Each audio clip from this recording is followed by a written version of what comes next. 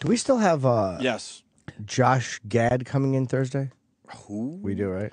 Got a thumbs Oh up yeah. from From Book of Mormon. He was not in the one I saw. I saw it Saturday. You finally saw it. He wasn't his second whatever they call it, the understudy did it because he was, I guess, at a throat thing. Yeah. And it's so funny when they announced right before the play started, tonight the part of Brother, whatever we played by, and I was sitting next to like a 60-year-old woman, and she was like, "Oh, that blows. This blows." Wow. She was 60 years old, and she kept saying, "This blows."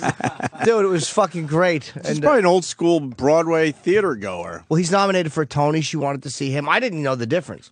I think they should never tell the audience because I bet you 90% of the audience wouldn't even know. Yeah. It's like, wait a minute, who's that guy? Yeah. Okay. Jason something. But it was fucking, what a masterpiece the Book of Mormon is. Good, huh? Dude, I'm not a musical person. I hate musicals. I fucking hate them. You're not looking at the program going, "Oh fuck, only 12 songs to go." Dude, Did you do any of that When shit? you do that, I Oh, God, fucking, it was a long night. I loved it. It was brilliant. The songs were really great. It's fucking hilarious. It's smart. It's like I had heard it's so overhyped, so there's no way. It was better than I thought it would be. Wow. I really liked it. And there was a couple, I was by myself. I wish I would have went with a friend or a fucking chick or something because I laughed out loud at a few of the lines and a few of the things really caught me off guard. Oh, Wow, really? those guys are fucking They are fucking so brilliant. ballsy and edgy and Give fucking... it away. Most people listening to us will never see this because. But if there's really nothing to give away, it's faraway lands. It's simply about Mormons, and the story is known. It's about a group of Mormons who are... Joe Smith. Yeah, they discuss how the Mormon Church began, and there's a group of them that go to Africa. They're all being assigned places, and this group goes to Uganda to try to convert Africans to Mormonism, or Mormon, whatever you call it. And it's fucking amazing how good it is. So I don't know how... Josh is supposed to be great, but the guy that subs for him, it was phenomenal, too. Yeah. Such a good, see that. it's sold out for months. They don't need us promoting it, but it was a real, I cannot rave enough about how much I loved it. It's a hit. It's hilarious, dude. I go Wednesday. I can't wait. Really brilliant. Really brilliant. It's like, they're so good. This is what Matt and Trey are so good at. Absolute ridicule. They're amazing at absolute ridicule without anger. Like that's the thing about them that's so great, and that to me is what makes Colin great, is the way they can absolutely dissect something without anger. And that's anger blocks what I do sometimes and what a lot of other people do. It's hard to not be angry. It's a blocker. But the way they do it, you get the point. They make fools out of the people they're trying to make fools out of. For them, they kill everybody equally. They're just great. But it makes me angry after I see something like that, or South Park. Because those guys, it makes me hate people, not them. I love that. I think they're amazing. Yeah. But it makes me hate people so much because literally they're singing brutal songs. Some of them, some of them weren't brutal, and some of them were brutal. Thank you. And there's old women laughing at it. Yeah, yeah. And I'm like, it is possible. It is possible to sell this to an audience. To actually make it mainstream. It makes me hate people because they only accept brutal parody from certain avenues. Yeah. You think? Yes, the Absolutely. cartoons. People love it in the cartoon, or maybe the networks only accept it, and that's not the fault of the artist. That's the fault of the networks and the public. I think people would accept it in other forums, but I think for some reason the people that are in charge are the ones that are scared. That's possibly. and only go with the safe way, which is through cartoons. Possibly, like you're saying. or the advertisers. Yeah, that's true because they accepted it from Carlin. They do accept it from stand-ups. Yeah. But It the makes me people hate the companies. I think more. the people in charge of these companies Yeah. are the ones really fucking it up for everybody. Yeah. Radio, they don't. That's for sure. Radio's under the microscope all the time. Radio sucks. You slip up and they fucking nail you. It's so good, dude. It's so I can't wait. good. I go, like I said, I go in a that couple one. days, and then he's coming in Thursday. Yeah, I mean, even though he wasn't, I didn't matter that he wasn't. It was still a great fucking piece of work. I deal with understudies. Who cares? Get Yeah. up there and fucking entertain. I'm fine with it. Well, if you're the understudy on that one, you're. And the guy was, he didn't miss anything. Obviously, it was. And it turns out these understudies only get sometimes they never get on the stage. Well, this guy. And if had they a do, couple it's of- only only a couple tops out of a whole run. Yeah, you want that fucker to get sick, I guess. Right. Oh, of course. I know this part. He was course. great. You're fucking giving him old mayonnaise on his sandwiches and everything, anything to get him sick. So Yeah. So you got a shot up there. Never ask your understudy to get you lunch. I would guess that's probably a rule of or anything thumb. to drink. Yeah. We'll put some shit in there. I would, if I was an understudy, I would absolutely give him explosive diarrhea. Yeah, you have to. Yes. Starts gurgling and percolating before showtime, and you're all fucking ready You're to already go. warming up your voice. Here I go. me. La, la, la, la, la, la, la. What's the matter? Oh, we're going tonight, brother. You going? Yes. Brother. They gave me a ticket because Josh Gad, who we have tomorrow, wasn't in the one I saw. But I didn't. I mean, I still. You're going to be the third wheel, though. I don't think we're sitting together though.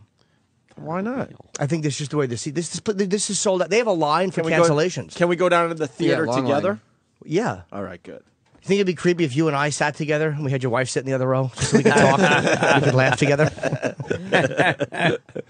Book of Mormon. We're going again tonight. Well, I didn't go yet, but Yeah. Jimmy went. And I'm happy to see it again. I loved it. Is that guy coming in tomorrow? Josh Gad, yeah, tomorrow. And he's nominated for a Tony. And he was sick the day I went. And I love the guy who replaced him, but he's supposed to be phenomenal. What do you mean he's sick? Oh, I think he has a throat thing with his throat. A throat thing with his Throat's a throat. little cough. A foot thing with his Yeah, it foot. was something to do with the brain. They cut out a piece. Like they gave him the old Nicholson in Cuckoo's Nest. He had the Randall P. McMurphy. The Book of Mormon is on Broadway. It's a musical. And Jimmy has seen it twice. I went last night with Jimmy. Yes. And wow, man, this thing is just absolutely amazing. I wrote phenomenal in a tweet after I saw it last night. I think that's a Phenomenal in quotation phenomenal. marks. Yeah, it was And then phenomenal. Because, Greg Opie Hughes underneath it. and I don't like musicals. I fucking hate him, Josh, who just entered the studio, one of the stars, if not the star of the Book of Mormon. I don't know about that. I'm not a big musical guy, but I got to tell you, I think this will sell it a little bit. I think it's 2 hours and 15 minutes. And I didn't look down at my playbill once. I've been dragged to Broadway over the years, and all of a sudden you start looking at the playbill, going, "How many more fucking songs do I have to sit through?" I didn't do that once. Is it as good as Cats was? You know what? It is. It's up there with I think Cats and also Starlight Express. Starlight Express think that with the it's, roller skating trains. You remember that? Yes, I do. Starlight Express. Yes. My mom used to make me listen to like the best of Andrew Lloyd Webber as a kid. Wow. And Well, it paid off. Yeah. did it? I don't know. You're on Broadway, and I hit musical. Yeah, you know I what? think You're it might right. have paid Thanks, off. Mom. You're right. I don't know. It's a fucking It's crazy. I was like, I've heard so much about it, and I'm like, there's no. And it was better than I thought it would be. And the first one I went to, this was great. Because Josh wasn't. He was sick the first day I went. It was a Wednesday afternoon, and I didn't know who played who. And they say the part for this performance, the part of Elder Cunningham, was who you were, right? Elder Cunningham will be played by, and they named your, I guess, understudy. And I was sitting next to a 60-year-old woman, and she went, "Oh, that blows. This blows." Oh well, I apologize. She was I so- apologize fuck her. to you, It was- Madeline, if you're listening. It was it was really great. And I didn't know who it was until a couple minutes in. I'm like, oh, okay. Yeah. And then I went back and saw it with you yesterday. Yeah. And and he was very good, but you're obviously, it's your role. It's his. Thank you. Absolutely. Well, is you know, his. it's been rough because I've been dealing with a raging sinus infection, and it always sucks to miss any shows. But You couldn't tell. well, thank you. If you're still going through that, you can't even tell. I'm actually 3 octaves higher usually. Really? Yeah. I sound like Michael Jackson on a good day. So, yeah, no, I'm a little higher, but it's, you know what? It has been just the thrill ride of a lifetime. And the thing about it is we keep hearing that over and over. People who don't like musicals coming and saying, "Oh my God, I freaking love this thing." And it's because Trey, Matt, and Bobby Lopez, who also did Avenue Q, they just understand like good storytelling. Yeah. They understand good storytelling. They clearly understand comedy because they've mastered no it. question all over. there. Yes. So it's just like the perfect it's resonated with the zeitgeist right now. It's just like the perfect time, perfect place, perfect story. That's why I sold it that way, because I wouldn't go see a musical in general, but this thing is pretty cool. Getting accolades from the critics too, which is amazing. 14. The public and the critics liking something is unheard of. Pretty rare, right? And the buzz on this thing is unbelievable. Jimmy and I went for sushi afterwards, and Jimmy got up to take a phone call because we got a little thing happening today, and the people next to us saw the playbill and went, "Is it as good as they're saying?" And I'm like, "It's even better than what they're saying. This thing is unbelievable." And then you got back, and then the couple to the left, other the side two of women us on the said left, who thought we were a couple, by the way. Oh, I know. They thought we were a couple who had gone out to the theater and seen a musical together. Well, we probably shouldn't have walked in holding hands, Jimmy. But exactly. What are you going to do? Adorable. Yeah, it's a remarkable thing. I'll walk into the Serafina, the restaurant next door, sometimes to get a quick drink afterwards. You're hobnobbing. And, well, I am. And they pay me to give them, that buzz. plug. Nice. A little plug. But I'll walk in sometimes with Cass, and people will literally stop what they're doing and start applauding. Wow. It's Holy crazy. shit. Yeah. I get that when I leave a place. I was So I think it's refreshing, and maybe that's why they're applauding, to hear really edgy material. And certainly, you guys are not holding back. There's a baby fucking joke in this thing. Yes, there is, and it works. That's what's There's no one amazing. going. Well, in shock or what's horror. so crazy about that is I can't tell you how many people come up to me and say it's really not as offensive as I thought it was going to be, and that's just it. And I look at them and I go, "There's baby fucking humor." in it. Yeah. I mean, what's really remarkable is that they've weaved together such a good story and such a heartfelt story that people don't even realize how offensive it is at times. There's a couple of moments where you get it's very informative and not boring at all, but they're telling you exactly how this Mormonism started. They walk you through the process, so when they do callbacks to it at the end, you know exactly what they're doing. And the woman, I think the four. That's the force. Josh is. I think you would be considered the lead. I would consider you the star of the show. That's only because I'm on right now with you. No, I really would. I mean, and it's also, are you the only one nominated or no? No. Is Nikki M. James, is that her name? Nikki. I love her. Isn't she remarkable? Phenomenal. She was. She's the black girl who was sang her ass off. Right? Really sexy. She's really it. Yeah. Yeah, she's really cute. She with the I was guy? hoping when you baptized her that we'd be able to see something through that see-through dress there, but unfortunately not. Yeah, I'm sorry about that. Sometimes I think about misplacing her bra before the scene so that the audience can get a little more than they bargained for. But no, it really is. I mean, she's incredible. Andrew Reynolds, who plays my co-star, is just He's great. Oh, he played Brother Price, right? Yeah, he is Tremendous. He is exactly what you would imagine a perfect Mormon specimen would be. And then Rory O'Malley, who plays the gay Elder McKinley. Now, thing about Rory, Turn it on. Yeah, he's brilliant.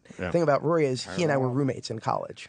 We literally have grown up together, and now we're both Tony nominated. He made me fucking laugh. Oh, he's brilliant. Brilliant. That one, we did that all night when we left. That I just turn it off. That fucking Turn it off. out of the side of his mouth. Turn it off. Really fucking Son funny. of a bitch is funny, man. It's amazing. We'll let more people see this thing, and then we'll have to talk about that. You'll scene a little just bit. say you'll know what that is when you see it. It's just a very subtle thing the guy a moment. does. He probably was not directed to do it. It's probably just a funny thing that a funny guy does. Just to pump it up a little bit. And he just saw that as being a very funny thing to do. And the Michael, where do I know Michael Potts from? Michael is a genius too. Michael has done. Which guy was on The he? Wire? He was the He black- plays the father. Who was he on The Wire? You know what? He I haven't was on actually The seen Wire. The His Wire. name is very familiar. I knew the name was familiar. He's done a bunch of stuff. I thought he looked familiar too. If I find out he was on The Wire, because we're fucking We're Wire huge Wire freaks. fans here. You know what? I keep hearing that it's the greatest show of all time. It is. It's amazing. And I'm like, I gotta sit down and Just watch. get the box set and just I know, I run need through to. it. I'm sure you guys are bored in between shows. Yeah. Battlestar Galactica. You done that yet?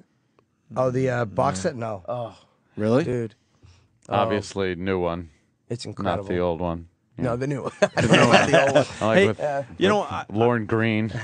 Josh, I want to back up a little bit because it's obvious. I said this before you got here. You're going to be a huge fucking star. Oh well, thank you. You're on your way now.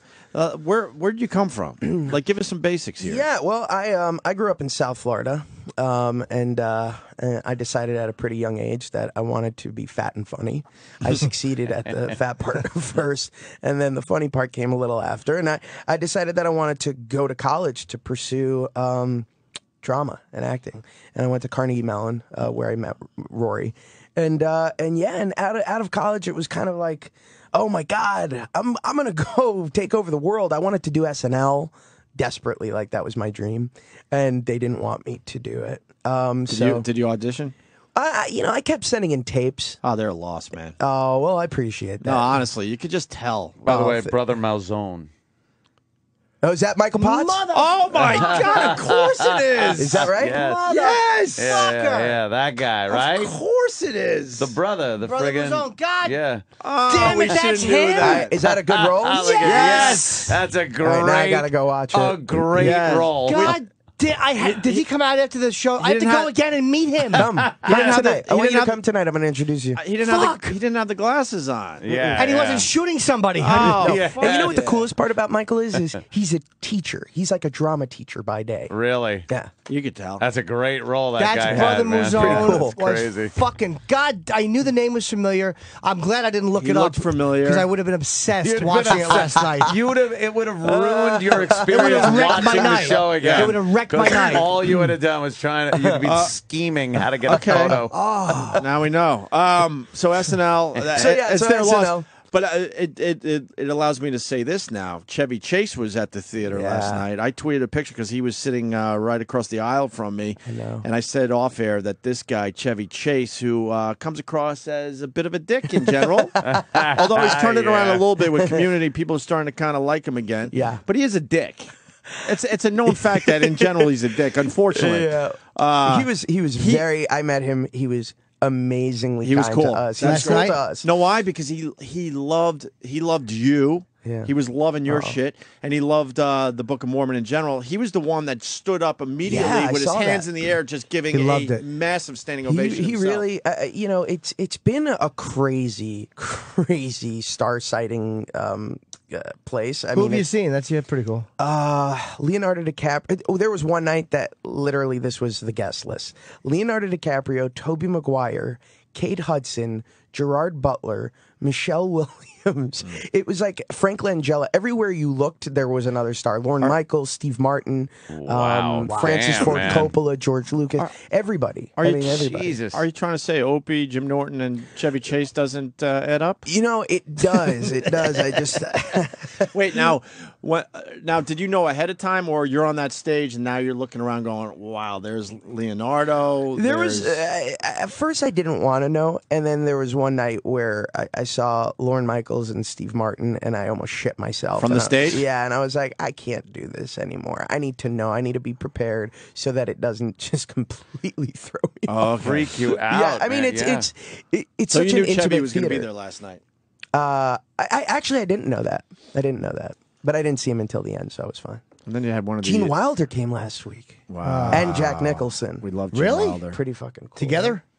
No, they Are weren't they a together. couple? I don't think Is they're that what you're a saying couple. here? They're a couple. It is the show to see in New York, and for celebrities, yeah, I'm sure it's just like, if I want to see a show, that's the one I'm going to. Yeah, and it's tough. It's tough to get them tickets. Yes. So going back, you're out of college. You want to conquer the world. You wanted SNL. They didn't really Yeah, pay so attention I to got you. a lot of rejection for a long time, and about 3 years out, I wasn't really doing anything, and I actually called my mom one day and I said, you know what, I'm thinking about giving up acting, and I'm going to go to law school. I had met my wife to be, and I wanted to just kind of have a family. And I was just tired of it. And so she started crying. I thought she was going to be like this happy Jewish mother. Oh my God, finally you've come to your senses. And she convinced me to stick with it. And a week later, I got my big break in a Broadway show called Spelling Bee.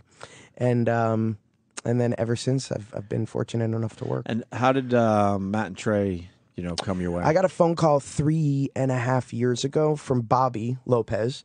And he said, I'm working on this show with the creators of South Park. We're not sure what we're going to be doing, if it's going to be a movie or a stage musical, but we want to do a reading of it. There's one act right now, and we think you'd be great for this role of Elder Cunningham.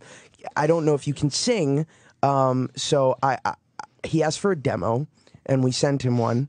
and he listened to it, and he's like, "Dude, you've got a great voice." Hired me. It turns out that he was listening to somebody else's voice, but I got the role anyway. And yeah, so that was the very first reading that we did. Wow. 3.5 years ago. It's 3.5 years ago. It's encouraging that it took that long. It's nice to see a great project took a fucking Brother Muzone. I can't believe that's See, him. I knew he wouldn't move on from that. Just gonna freak him out now the whole time. He's the hard one to meet because I never knew what he did after that show. What did he do? Like, who was Brother Muzone was an assassin, a fucking really bad guy. You know what? This fucks my head boy. though, because tonight, like, all I'm gonna think about on stage every time he comes on is, oh, he's Brother Muzone. He doesn't Brother tell you Muzone, this stuff when you guys are just kind of. No. What do you think we like exchange res? Hey, dude, I was in 21. No, what have you By done? the way, I did. Yeah, But he was You would just assume it would come around. such a great character. really mild, brilliant actor. mild mannered as all hell, but just a bad. With a And how about bow that tie. smile while he sings Hasadiga Yubawai? Yeah, he's tremendous in this too. Yeah. Wow, I'm glad I know who And he you know is what? now. I just figured out how I know you, Josh.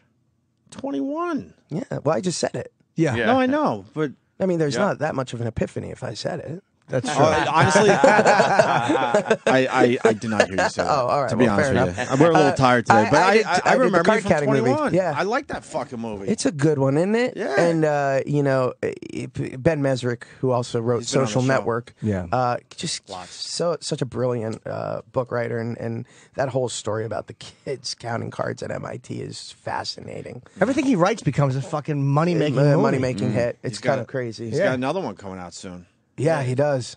And it's Yeah, going to be Roland was another telling me huge about hit. it. But, Social Network, though, loved fucking it. Great movie. Loved wasn't it. Yeah, it was really, really good. Loved the look of the film too.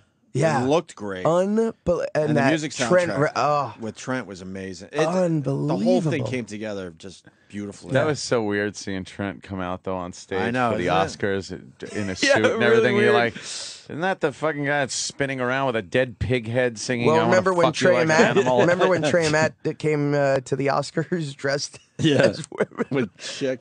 Oh yeah, yeah. They, Oh yeah, came dressed as in drag. have done some fucked up shit. Yeah. Yeah. We used to That's talk to those hilarious. guys when they were kind of just starting out. Matt and Trey. Now they won't give you the time when of day. South will they? Park, well, when South that's Park what even actually return my needed calls. plugs every week. We started playing. We'll make it about ourselves for a second. But when we were doing radio in Boston, we got a hold of some of the very early South Park episodes and the Jesus episode, Jesus The versus Jesus Santa Claus. Oh, And me and Ant were like, "This is fun." dude. So we brilliant. just started playing little clips from the show, and people were like, "What is?" I remember to this day, "What is that? What are you guys playing that voice?" It was Cartman, but no one knew who Cartman was yet. And then Matt and Trey got on board because they were trying to sell this thing to Comedy Central, and yeah, we did a lot of radio with those guys. And then they kind of lost our number there, Josh. It happens in our you know business. what? I'm going to play them this interview, and I'm going to make them regret it. Yeah, they kind of lost our number, unfortunately. we're still Well, they'll huge be back fans, in town for the obviously. Tonys. Oh yeah, I'm sure we'll Give 'em have a them on the buzz. show. Yeah, I'm sure that'll happen. Oh, come on. 14 nominations, by the way. Right? 14. 14 fucking Tony. What performers are nominated besides yourself? It's me, Andrew, Nikki, and Rory. Who's Rory is your old roommate? Yeah, my old roommate. Okay. Wow, Yeah. but Michael didn't get anything. He was great. You want to? Let's call the Tony nominating committee. Yeah, Michael was tremendous, but then Nikki is fucking good, man. Yeah, it's Oh, is she good? any one of them could You know, have been nominated. the thing about Nikki that's remarkable is she brings such pathos to the character, and it really is like the heart and soul of the show. Yeah, absolutely. She grounds it in reality. You get a little teary-eyed watching her sing of a couple of her songs because she gets very Yeah. depressed. Do you get teary-eyed at all with my stuff? I'm trying to think. That's no. There was one touching Thanks. moment. I won't give anything away. It's harder for me with men. Attractive women, much easier to get a little teary-eyed. But My tits are almost as big as hers. they really are lovely. I didn't want to. But when you get, when you let's just say you and the other lead are having a little, when you and Brother Price are having, Elder Price are having a little thing, and make sure he's used the word "stuck with." Let's just say that. 'Cause I don't want to give anything away. You got a little choked up. A little bit, Good, yeah, because you good, look like good, good. a bit of an unhappy, sad boy. Yeah, well, that's what I was playing. I wanted to make you cry. I'm not an This is easy. his I'm an mission. easy cry. I'm a fucking pussy. I bawled through. I Lost. bet my fucking understudy made you cry, didn't he? No, not at all. I laughed Okay, good, when I wasn't good. even supposed to. I laughed while he sang. We were talking about the understudy and what a weird place to be. He just sits around waiting, hoping that you get sick. So you obviously don't take any food or drink. Yeah, from is this that the guy, rule right? of thumb? Like you never send the understudy out for a sandwich or it's no. He's my understudy's actually a cool guy, but it is. You always are like, no, I don't want that brownie. Thank you. I'll be fine. I think I'm fine. I'm on a diet of not taking anything from anybody right now. Is he backstage every night, just sitting there going, "Oh, I guess I'll just check my Twitter again tonight"? No, I mean, he's actually been incredible because I think that it's been a little bit of like a shock to be thrown on so quickly because nobody expects to be out, but he's done an amazing job. And you guys don't really practice anymore, right? So he's got to No, just they do. Every week, the understudies actually have rehearsal. With what? Other understudies? With other understudies and people who are in the show, standbys and understudies, also cover other roles. Right. And so, they'll just kind of work through the show every week, playing different roles. It's amazing the coordination and the set changes and everything. It's flawless, man. It really is. And I watched it twice, and it was the same both times. There was no fuck ups, no missed lines. It's tremendous. There was a magical moment. I actually leaned over to my wife and went, "How did they do that?" When the lights went off, and then you guys had we the get vest that on? question every day. How did they do that? The lights weren't off long enough. I think back pocket. That's just my, that's just my guess. Was it back pocket? No. Give us a little Broadway secret. I will say no, it's not. What? It's also I want. Wait. You got to tell me. Was it on their person at all? I'm not gonna tell you. It's theater magic. But it I'll was tell so you off. I'll tell you magical. off the record. Yeah. I'll tell you off the record. Oh, All right, yeah, cover your talk, mics. Talk to Andrew Breitbart. He'll tell you what the off the record, fucking in confidence and all that shit means. I will also say that a lot of that is Casey Negelot, the director. He's just a genius, and he gets the comedy so well. And so, it's like that was his idea, and it's just so brilliant. Who puts it to music? Like, how does it work? Like, because all the songs are original, and it's like, okay, I can see the story. Like, you write a story or you write dialogue, but when you get into very, very funny songs, and I mean truly original funny songs and funny interactions, and then sometimes two songs cut into each other, it's really. Who does that? Like, who thinks now, you know what, do this with an African beat? Do this kind of like... Yeah, that's actually a really good question, and I'm not going to answer it. I don't blame you.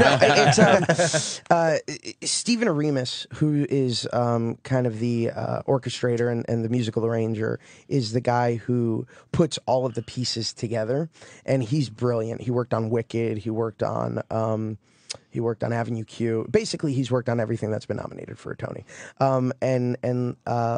And Larry, who also did the arrangement with him. And the two of them just kind of come up with the scope of it with Bobby Lopez and Trey and Matt. And that's how it goes. Do you think, now, when you're nominated, again, I've never watched the Tonys. I literally... I've gone to a few plays this year. I saw Collins play. I saw... How was that? It was brilliant. great. And did Seinfeld direct it? Yeah. Yes. Well, produced it, I guess. Produced right? and directed it. That was Collins' idea. Wrote the whole thing, and He's then brilliant. Seinfeld got involved with it. Yeah, and It's Chris's great. play was great. The It's on Motherfucker- I HBO. know. I was supposed to go see Motherfucker last week, and I was sick. It's great. I heard it. He's Amazing. great. And Bobby Bobby Cannavale Cannavale. is phenomenal. oof. Yep. I can't So wait to good. see that. And you know what? The talk of the town right now, two plays, Normal Heart and Jerusalem. And apparently Mark Rylance in Jerusalem is just extraordinary. What's it about? I don't know. Jerusalem. Jerusalem. I don't know. I haven't seen it. And the other one, I never go to plays. I just went because I had a couple, and I saw Robin Williams play too, which was Oh, good. I saw that. Yeah, the Robin has been so freaking supportive. He came backstage and he's like, "Can I send you a bike?" I was like, "Yeah, I'll take a bike from Robin Williams." Why do you want to send you a bike? He's a big bike enthusiast. I've seen him in the park many Right? times. Yeah. I do my loops, and every once in a while I'll see him. He's all decked out. He takes his biking very seriously. Really? Yeah, Oh, he really yeah. does. He's like, I haven't seen him in the last year, but especially 5 years ago, he was in the park all the time. yeah, dressed to the nines. he's so good in man. that show too. Yeah. The Bengal tiger. the Bengal tiger of Baghdad, the Bengal tiger of Baghdad Zoo. Baghdad Zoo. I'm yeah. not going to make Broadway a habit, okay? I've got this is my What if Trey and fourth Matt show. do another show? No, I'll There go you to a go. few of those. I got to see Chris Rock and. But I can't believe I like musicals so much. Like maybe it's just this one. Like I don't even want to go to another one and have it ruined. Yeah. But like I fucking love this, and That- I didn't plan on loving this, but I want to see it again. I would see it a third time. I mean, you saw it like twice in 1 week. Yeah. twice in fucking a week. I would go again. and it wasn't a chore. That's But Jimmy, amazing. that's what I gotta say it again. You're not gonna like musicals. I know. You're No, there really are not. certain- This is beyond a musical, is what I'm trying to tell the Yeah, people. well, it is. really is. It Because after a is. while, when you go to a musical, you're like, they're just wasting time with another fucking song.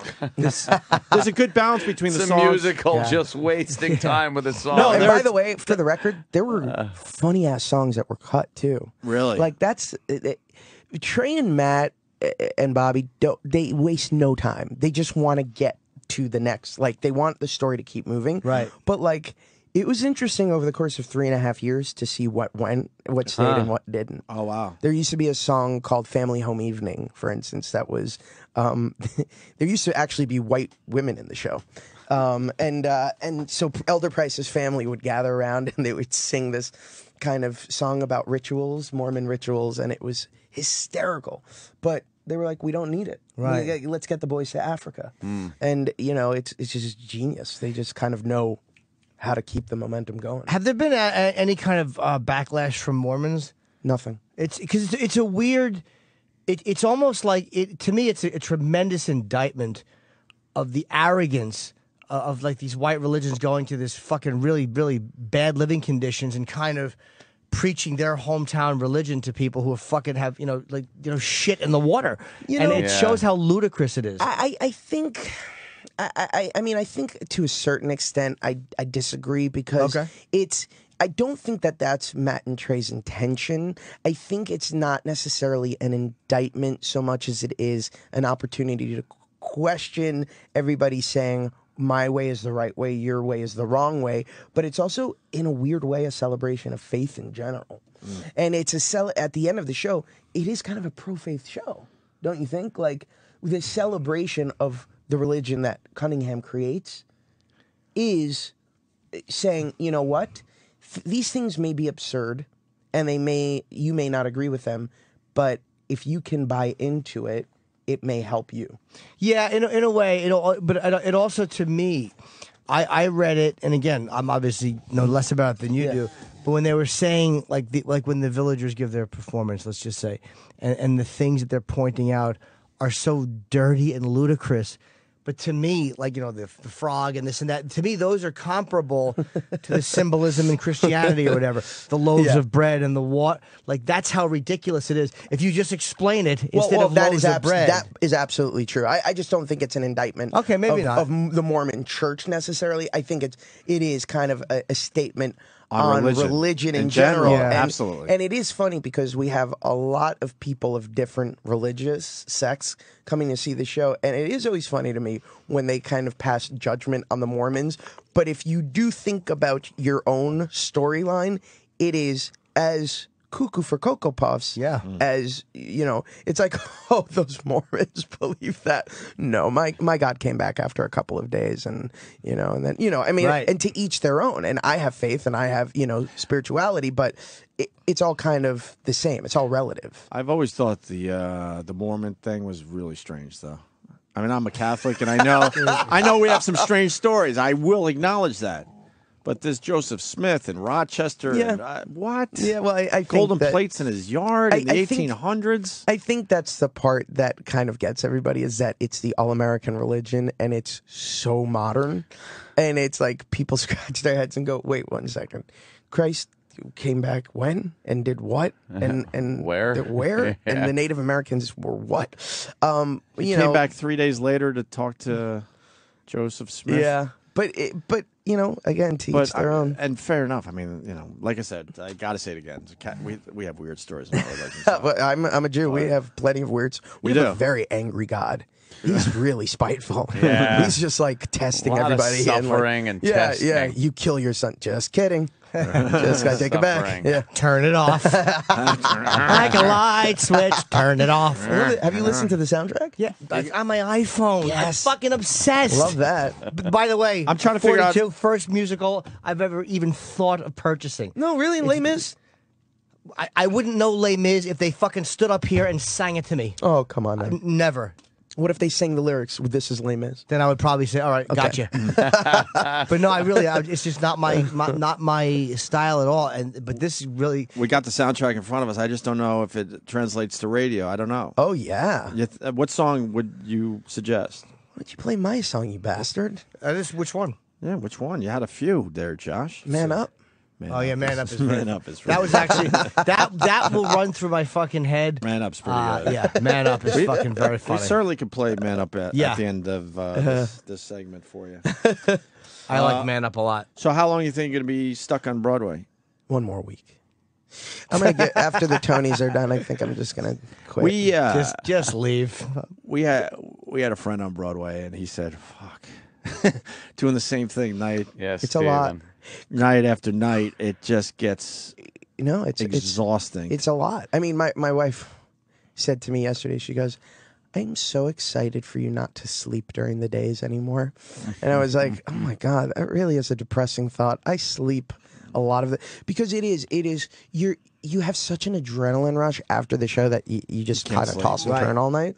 And it's a lot. It's physically a lot. It's vocally a lot. I've been on vocal rest all last week because of this, infection, and it sucks. It's like, if I were doing any other job, it wouldn't matter. And it has to be said, I mean, it gets boring after a while. It's a great gig for you.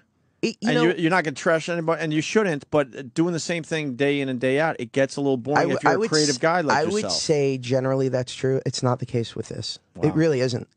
In Good fact, for you. in fact, it's quite the opposite because it's such a damn good show that I really find something new comedically every night to mine from it, and that keeps me. Do you guys tweak it a little bit?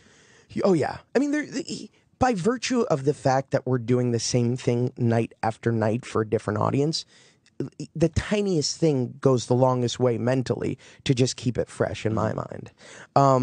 But it is a blast, and I'll do it for a while. How long are you guys supposed to be there? Because I know there's rumors you're going to take it on the road. How long are you scheduled to be at the Eugene O'Neill Theater? Okay. We're all in kind of a standard contract, like it's like a year. But when they do the tour and all that, it'll be a separate cast. It'll be a different cast. And Really, you guys won't tour? No, they generally don't take the Broadway cast and tour them because they want to keep that going. Once you're on it'll Broadway, be on. Oh, okay. I thought that they would stop it. No. That's show the place keeps to running. be. Oh, you're so naive. I don't know. I think that the people on TV take are the whole just smart. Broadway cast and ship them to Branson, Missouri. Do they Actually, it's carry not the a bad building? idea. It's no. Sometimes I guess they will do that, but in this case, I think they're going to do a whole separate thing. And then eventually it hits maybe HBO or something, right? I would not be surprised if there's a movie down the road. I think that it would be kind of crazy for them not to. I'll probably be too old to do it, but I'm sure that it'll be great with Justin Bieber and Jonah Hill. I don't know. We'll figure it out. Hey, but did all these big stars come back and say hello to you afterwards? a lot of them do. Yeah. Will Ferrell. Yeah, I mean, the coolest was Angela Lansbury, because over the loudspeaker, I just heard, "Josh, Angela Lansbury would like to meet you." Wow. And I was like, "Why? Yeah, right. What does Angela Lansbury want from me?" And I went downstairs, and there was that living legend, and it's pretty cool. It's been a really cool ride. She enjoyed it, right? No, she wanted to tell me that.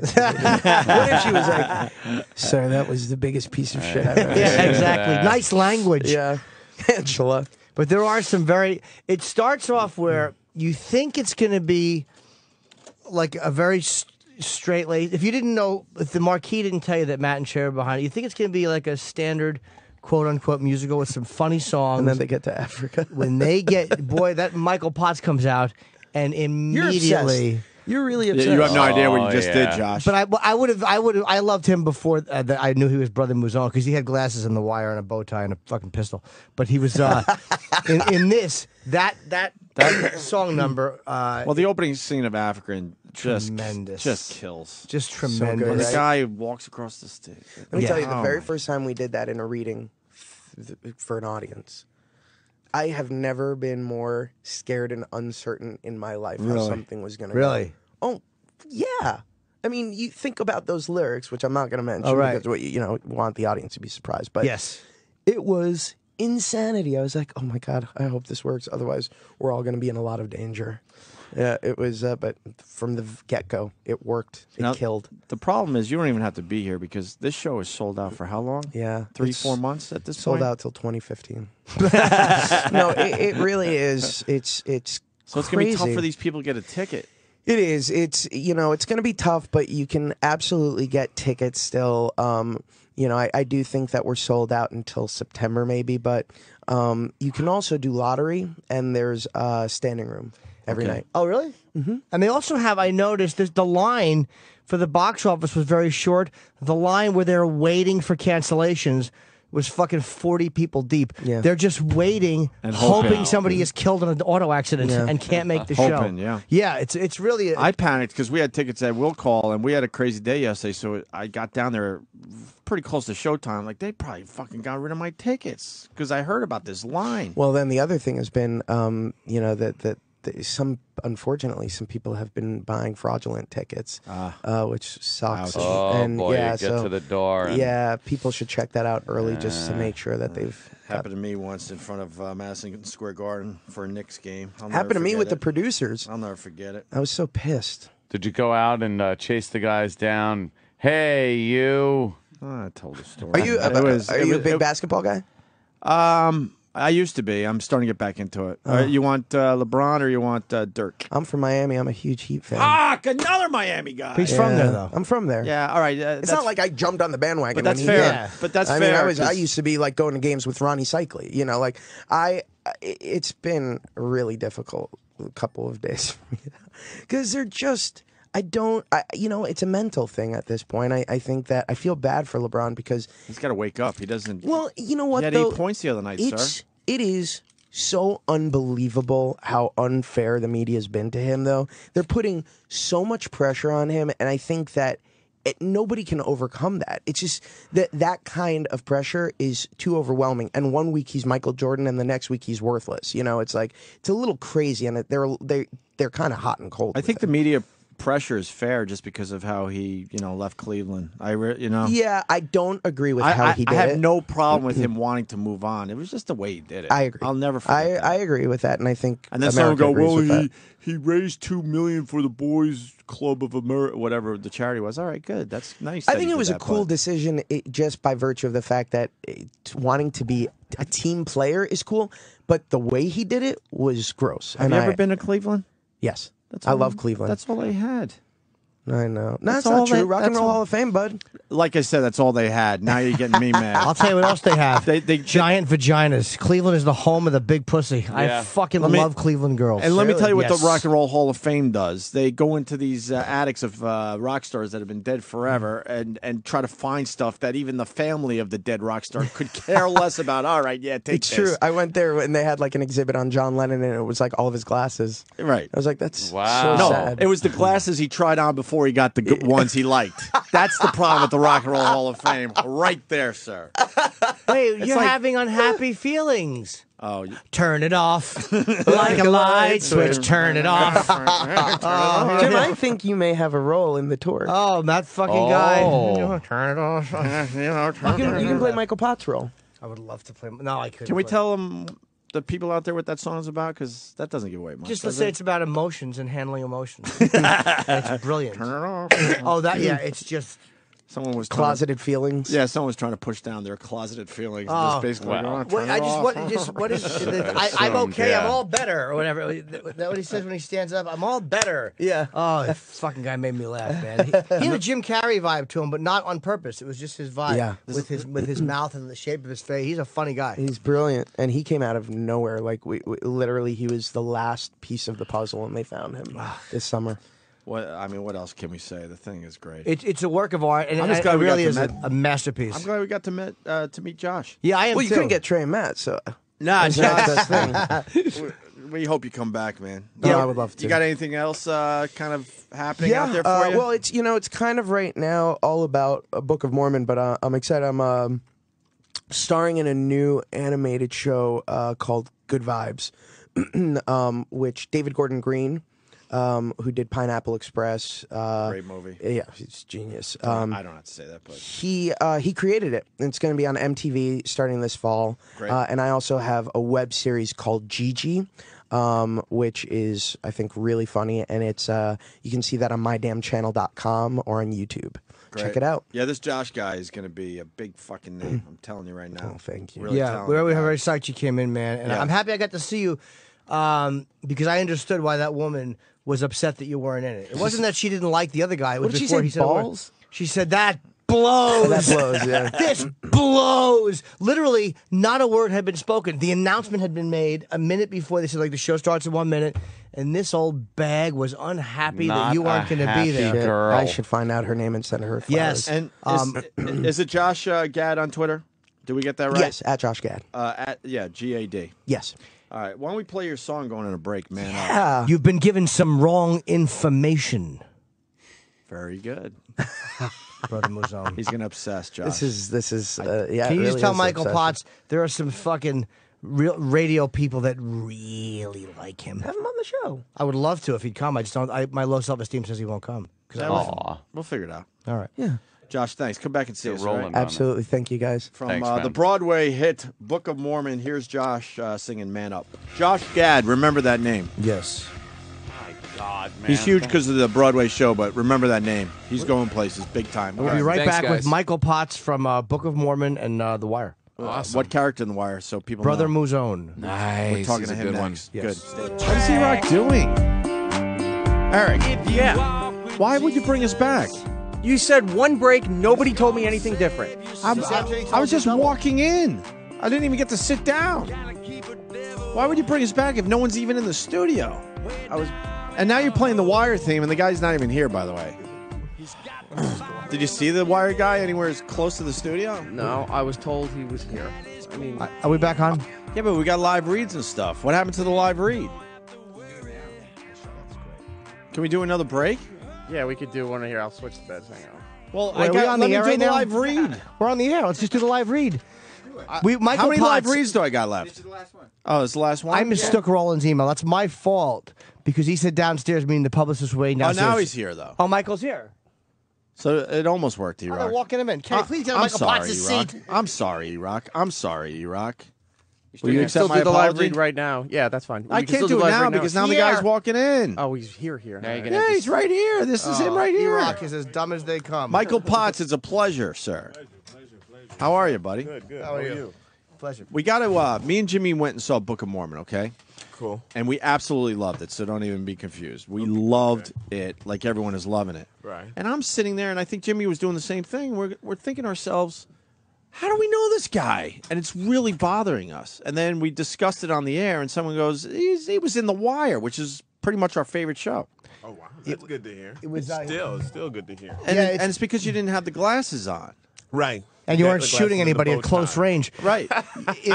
In Book of Mormon, it was the name that got me. Like I looked in the playbill and I saw Michael Potts. Like, I know, I know that name. See, I didn't. It drove me crazy, and See, then that's finally. pretty cool. I've been, most of my career has been sort of face familiar, name obscure. So, it's So, yeah, this so kid- that's surprising that you recognize the name. Well, you played it. It's odd that you played Brother Mazone. Brother Mazone, yes.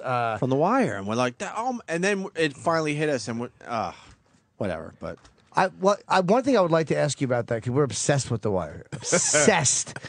We've had a lot of the guys. by the on. way, you're not going to be talking about the Book of Mormon here. Yes, it's excellent. He has an amazingly good Blah voice. blah Book of Mormon. Blah blah Okay. blah. Yes. Wire. Let's Wire, go. okay. The Wire. It's all about The Wire. All right. The Book of Mormon is just the musical version of The Wire. Don't tell Trey and Matt. It's Bobby such a, that. Yeah. but you really are tremendous in that. Thanks. Which shows you what a varied performer. But Brother Muzone, how much of that character did they tell you? Look, this is the way we would like it, or how much of that did you say, this is what I want to make this guy? I'd say it's about, I guess 40 and 60. About 40% they have, all they do, they send you sides. And then in the sides is little stage directions about, Brother Mazone, barely glances at, or he speaks very, very specifically, very clearly. And then you go from there. So they pretty much let me do him the way I saw him as I read him. I thought you were one of the most. It was one of the most interesting characters on the show. I kind of wish that they had him on more, or had you on more, because it's not at all like anybody else in the show. Well, that's the reason I'm glad they didn't, because I know a lot of people would have thought, the character sort of jumped the shark because he was so different from everyone else in the show. He's something totally new and out of left field. And I mean, honestly, when I first did it, I never thought anybody would pay any attention to it. That the character was all that interesting in terms, because they had so many other people and just the regulars and their storylines. So I never thought Brother Mazone would make much of a splash. So I'm surprised by it. Oh my God, you stood out. I think You stood out in a good way. One of the best scenes in the entire series was, I think, in the end of season 2, when Michael K. Williams, when Omar shoots you in the stomach. That dialogue between you guys is so amazing. I didn't find that out till the day of the shoot. That you were getting shot? Originally, the script they had sent, I was just going to get sort of hit in the shoulder. And then I walked in and read the script for the day, and it said shot in the gut. And I went up to one of the producers. I said, "Oh, come on, guys. I'm done already. You're killing me now." And they were like, no. We need to have a reason for you to be gone for a little bit and come back. Because as they had written him, honestly, in the beginning, he was only supposed to be in one scene, one episode, period. And I guess they dug what I was doing a little bit, and so they decided to write more for him. So they needed a reason for him to have to come back the following season. And I've heard it's very emotional when they kill off a character too. The whole cast gets really bummed out, and when The Wire, you lost a lot of guys, obviously, right. But when it was your turn, to go, around the set, there was a lot of emotions going on. Oh yeah, it was a big deal. I mean, the shooting of Stringer Bell that day was really, really tense. There was something in the script I don't think Idris was really happy about. He was not happy about the way he was going to go out. Oh, really? Yeah, there was something that Omar was supposed to do to him that Idris was not pleased with, and it was really, really tense. Did he not do it? it? A little bit. No, he didn't do it. They took it out. They took out. Was he supposed to piss on him? Or? Pretty much. Oh, yeah. okay. That's so that I could get. Yeah. Wow, why wasn't he? That to me, Omar, because Omar hated him for having Brandon killed, and Right. what he blamed you for. Right. And we're talking like he's the real guy, like he's the character. But I didn't. Now, did he just not want to get shot, or did he just not want him to do? Oh that? no, he was cool with getting shot, and of course he was sad about not being on the show anymore. But he knew he had that run, and that was the right way for the character. He just didn't want to be pissed on. He didn't think that would be cool. Wow. That was the way for Stringer Bell to go out. He didn't want the character to be. It's weird how certain thing, I guess, actors feel like the character will be tainted. Right. But I don't think that would have hurt the character at all. I think that just would have been a further kind of like more of a victory for Omar for avenging this guy being murdered. Sure. Idris didn't he wasn't feeling it, But he got his went way. to the producers and they took it out. We were all cool about it. I mean, Michael K. Williams was so no big deal. Whatever. When I watch that, believe me, I don't go, this would be better if he pissed on him. I never would think of that anyway. So Still a I think great it scene. was perfect That was the way a funny, it was done. yeah. We had pigeons and everything. They were going, the pigeons were supposed to fly. That whole cool thing, and then they released the pigeons and they kept running into the window.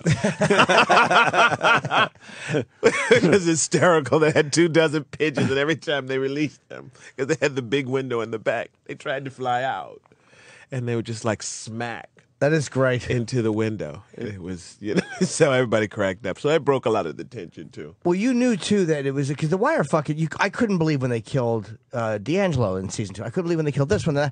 That's when you knew you were watching something. When they See, killed nah, him yeah, off. they- Second season, you're like, what? He's not supposed David to Simon, die. yeah, he doesn't get sentimental about that. It's about the story, Right. Which is what's so cool. He was not sentimental about. He says we're glad that you like the characters, and sometimes they'll write longer scenes. But in terms of it's the story, When it's time to go, it's time to go. It's all about the story. And the thing with when you and Omar showed up together, you just knew it was going to be a fucking problem for Stringer Bell. You just knew that being in that house, doing a real estate deal with these two, this is not going to end well. But they It was did nice. It was nice. They did me right. Do you They get brought me recognized a away. lot from that show? I mean, I do. Still. Do you wear the which is glasses funny. when you're out and about? Hell just so, no. just so people No. recognize the you? bow tie. People recognize me without the bow tie and the glasses. It's people recognize me with shades on. The other, I remember last week. I'm now friends with a brother from the Nation of Islam, Brother Cornelius. Okay. He stands out on the corner from the subway, pretty much with the Final Call, their official newspaper. And I was just walking by one morning with my shades on and shorts and heading to the subway. He goes, "Oh, brother Wire, Brother Mazone." And so I'm, and I'm thinking, oh shit, now it's gonna. These guys are not gonna be happy. It's going down. These guys are not gonna be happy. Loved it though, right? He did. I didn't, and that's my ignorance because I didn't think they got to watch TV like that, or certainly not, Right. network TV like that. And and so every time I see him, he's like, "Assalamu alaikum," and he's like, "Yo, brother, how you doing? Tell me about this brother." Do you say alaikum salam, or do you just kind of wave and go, hey? Now I go. One time I went alaikum salam because it kind of took me back. For, I was like, oh yeah, that's the response to it. Right. Yeah. So Well, you represented. I thought, you played a character, and you represent him as a strong character, but a pretty honest guy. And even though you were in that line of work, in the game, murdering people, right. Sure. that was just. It was so great though, the way that he shoots you, and you just won't go out groveling. You just won't. It's amazing how different I am from all of these characters. I just would have groveled. Are you creeped out how much he knows about The Wire? Really, yeah. The other guys that come in here, they're like, "Whoa, man, I like doing The Wire," but Sometimes they get the scene orders wrong. I'm like, no, that's when you were doing this. he's arguing like, "No, that was in season." Whoa, He goes, okay. "Who'd you say to somebody? No, I was that was wrong season with- 3. I was not wrong 4. with Michael K. Williams. I thought he did something in season 1, but he was right. It was season 2. Right. And But he argued the point. No, you're Jamie- mistaken. I know you were in The Wire, but I'm telling you, I know. Jamie Hector was wrong though. He thought something happened after a poker game. And I'm like, no, that's when you lost the money. And he's like, oh yeah, you're right. So sometimes Well, yeah. Probably, yeah. You guys who are fans know more about it than Michael, what do you No, we do. do between The Wire and the Book of Mormon? I just did a lot of guest star stuff and other. Well, not a lot. I mean, I did Law and Orders and I did Bored to Death. what did you? I was on one episode of that too. What did you? I was in last season. I played the colonic hygienist. I played, I was the guy who gave Zach Galifianakis. A colonic? Yeah. Oh the wow, that's colonic. great. The character's name I think was Yusef. Okay, what season was that? That was the first season. Okay. Yeah, that was the first season. And then I did a few episodes of Damages before they got moved off to direct television. Wait, that's Glenn Close's show. Glenn Close. We had her in recently. She was promoting that and a Really charity.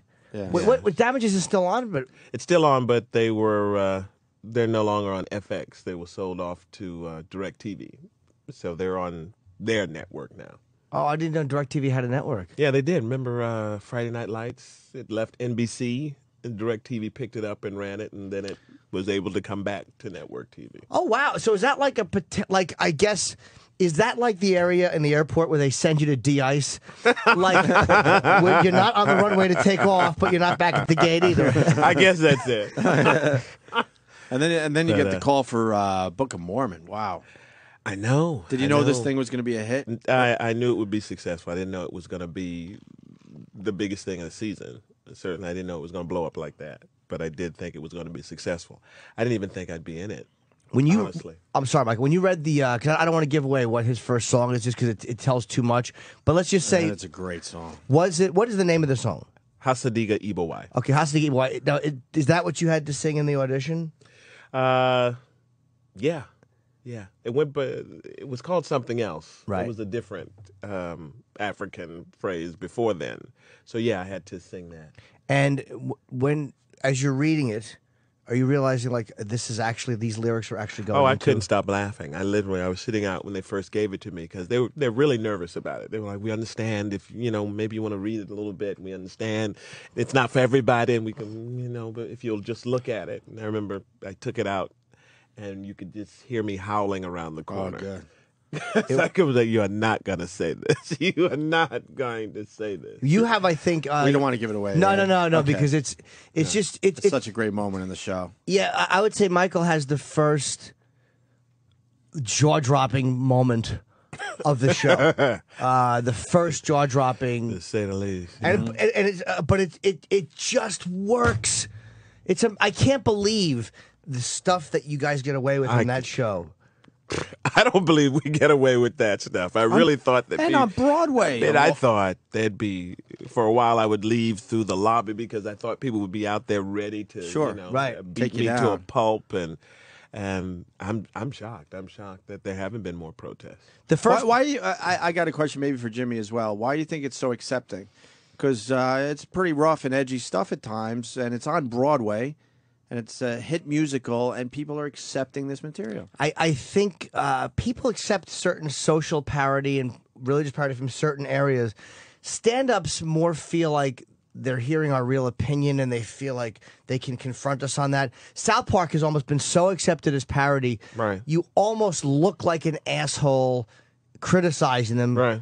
And I think Matt and Trey being attached to this, there is always the argument, you know what you're in for. These guys did fucking South Park. Right.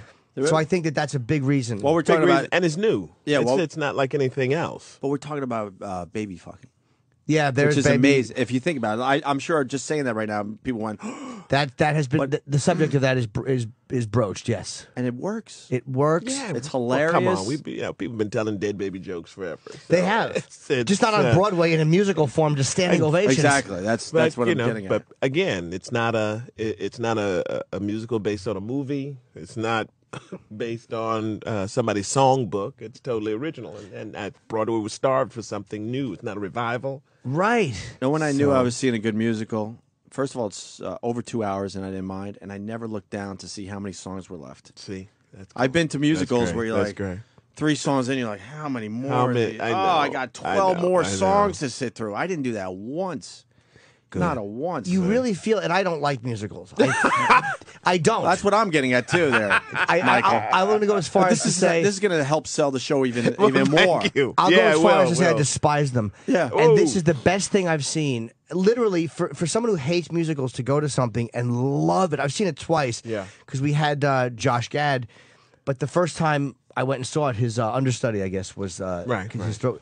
So I went and saw it again later that week with him, and it is fucking. I can't stop talking about how great it was. It's a great show. It's a great thing. Brilliant and funny, and Smart. it's really smart and so fucking smart. great satire. There's callbacks in it. It's brilliantly written. And I went and bought the soundtrack. You guys premiered at number 3. Lady Gaga must want to hang herself. Like she plummeted in the second week, and you guys pop up at number 3. It's amazing. Your first week. Top 10. Yeah, number 3. Are you a singer? Yeah, Oh, so you but are, not okay. But you know, I don't. Well, yeah, you obviously got a Yeah, huge yeah. song in the. But sometimes they train you to sing for some of these shows, right? yeah, No, they I'm do. serious. They do. No, most of that. Well, all But the guys you're- who are leads are pretty much You trained got a singers. singing Yeah, background. yeah, Yeah. So is your background in plays or in acting? It's or both. It's Musical in theater. plays. It's not in musical theater. No, it was just I just happened to have a good voice. I grew up in a house full of singers. Wait, this is your first. No, it's not the first Broadway Musical? This is Okay. the third Broadway musical. I've done maybe 3 or 4 other musicals off Broadway or regionally, like that. But no, my training was pretty much classical conservatory training. It wasn't in musical. And you have some really good. There's some great acting moments between you. I think her name is Nikki James. Nikki M. James. Nikki M. James. Tony Award-winning Nikki. She M. did James. win, right? She was She absolutely. Yeah, she won. did. Tremendous. Yeah. She was great. It won 9. It's like I've never raved about a musical. Do you know how much fun this is to rave about a musical? Because people always talk about musicals. I've never wanted to see them. It almost made me watch the Tonys. Almost. I knew the Tonys were on. I'm like, come I might on, have to come watch on. the Tonys this We year. need the ratings. You got to watch. Everybody, you got to watch. I almost watched. It was a good broadcast this 'Cause year. We felt like we knew Josh Gad after he spent some time with us. I'm like, I think I might have to watch to see if he's going to win. He's a great guy. And he was great. Hysterical. And funny. But it's like when you're watching this, it's like so many things I've seen. You're going, this is so good. Please don't blow it. Please don't fuck it up. Like you just don't want it to get ruined by something cheesy. Right. And then it's over, and everybody stands, and you're like, ugh, they didn't blow it. Right. They didn't. They didn't. I mean, and a lot of that, they were writing to the last minute. To Really? the very, very last minute. So do you guys get standing ovations every show? So far, knock on So wood. far, yeah, I can't picture it. Knock on wood. We saw it, and Chevy Chase was in 2 rows in front of me, and he was to the right of Opie. And it was funny watching him react He was After I didn't watch him during the show, but after he was all in. he's like a child. He was completely all in. He came back after Yeah. the show, and he hung out on stage with us Oh, for really? a good 15, 20 minutes. He couldn't stop going on about He it. was the first to stand the Yeah. night we were there. He couldn't wait to get up and give you guys a standing He was ovation. just jumping and clapping and like throwing his. It was like watching a child react to something they liked. It was great. Yeah, it blows your mind, and you look out, and Jim Carrey was the same way. You know, he lost his mind over it, and he started sending us orchids and candy and shit later, and then. Who else? People lose their mind. Quentin Tarantino was losing it the entire show. Because normally I don't see people out in the house because I can't, but until about the end. But all of a sudden I kept seeing this head bobbing and this person just laughing, you know, like in convulsions. Does that play with your That's mind, though? Quentin Tarantino. Right. It has to Losing play with his your mind. Yeah. When it all of a does. sudden you well, catch- but that's why I don't look out. That's Yeah. why I kind of try to don't wanna stay know in the who's scene. out. I don't want to know. But it happens by curtain call, you can see. And sometimes the word filters back and you go, what? Nancy Pelosi? Oh, really? Yeah. Harry Reid?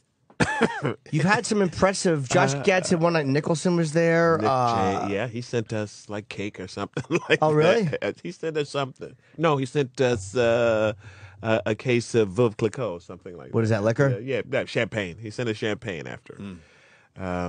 Yeah, Glenn Close, we spoke about her. She was there the other night, Meryl Streep.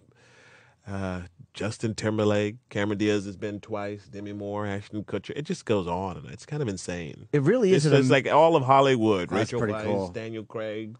Who made you the most nervous when you knew they were going to be there?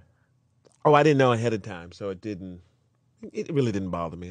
I just worried that, Reverend Al Sharpton was going to come and get really, really pissed. Sharpton? Are you kidding me? I give you a talking to. He kicked Mormonism in the balls because of the way they viewed black people. He would probably love it, and that's addressed too. That's addressed in the play. It's like, wow, you forgot about that. 1978, it all kind of changed. So I was waiting for the shoe to drop. It's like, okay, God, Sharpton is going to come. He's really going to kick asses about this. Sharpton would love it. How long are you going to be in the musical, you think? Well, I'm contracted for the year. I mean, my contract ends in March, and then we'll see from there. Who's the Mormon? The guy who might run for president, conservative. Or he's going to run for president. Mitt Romney. Yeah. I wondered, because there will be eventually a touring company, and Right. how would Mormons react to it? Because it's harsh, but I mean, it's it's kind of. I think it's kind of giving a good beating to religion in general, and Right. I wonder if how would it play in Salt Lake, if it would be well received. I don't know. It may not. It may not. We've had some former Mormons. I think in the workshops I've done with it, even in this show, there've been former Mormons in it, and they're cool. Some of their brothers and sisters who are still Mormons weren't too pleased with it. Right. They're a little nervous about it. But a lot of older Mormons, a lot of older former Mormons love it. They've come 2 or 3 times to see it, and they dig it. They understand it. They're trying to be impartial about it as much as they can. They say, well, okay, we understand this, and we see this, and we see this. And I think the Mormon religion establishment is starting to embrace the show more because it's taken away that cult status. Right. We all think that they just marry and have babies and have 10 or 12 wives. So if anything, the show is bringing them mainstream. And it makes them less scary. I'm sorry, Mike. It makes them seem like the hierarchy a little annoying, but it makes average Mormons seem like nice people. Yeah, it like doesn't nice, make them look regular like people. dickheads. It makes them look like nice guys who are a little naive about certain things, but meaning well. You're right. And I think the Mormon establishment is picking that up. That's what they're getting from it. Do you have a favorite moment in the play? Like if you had to, if you could be an audience member.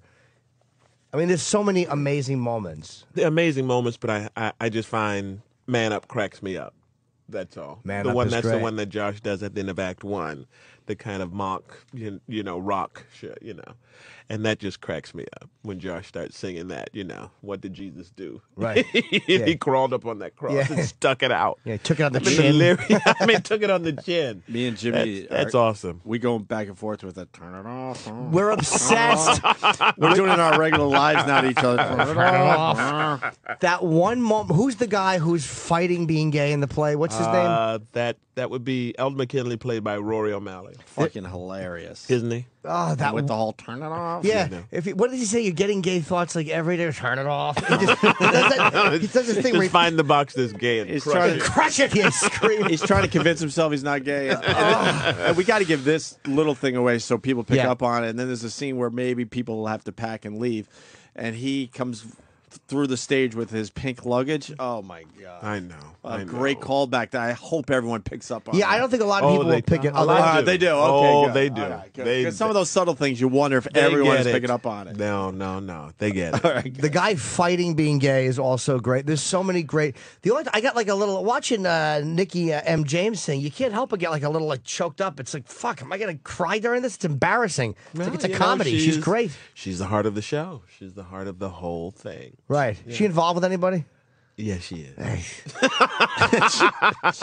Yeah, I had like I really did. I kind of liked it. I was like, watched her twice. I was like, she's very sexy. talented. She's in tremendous shape. There's no sexy. reason she would like me at all. But now I'm kind of happy. You don't know. You don't know. You do. You never do. know. She's Yeah. involved in but nothing lasts forever.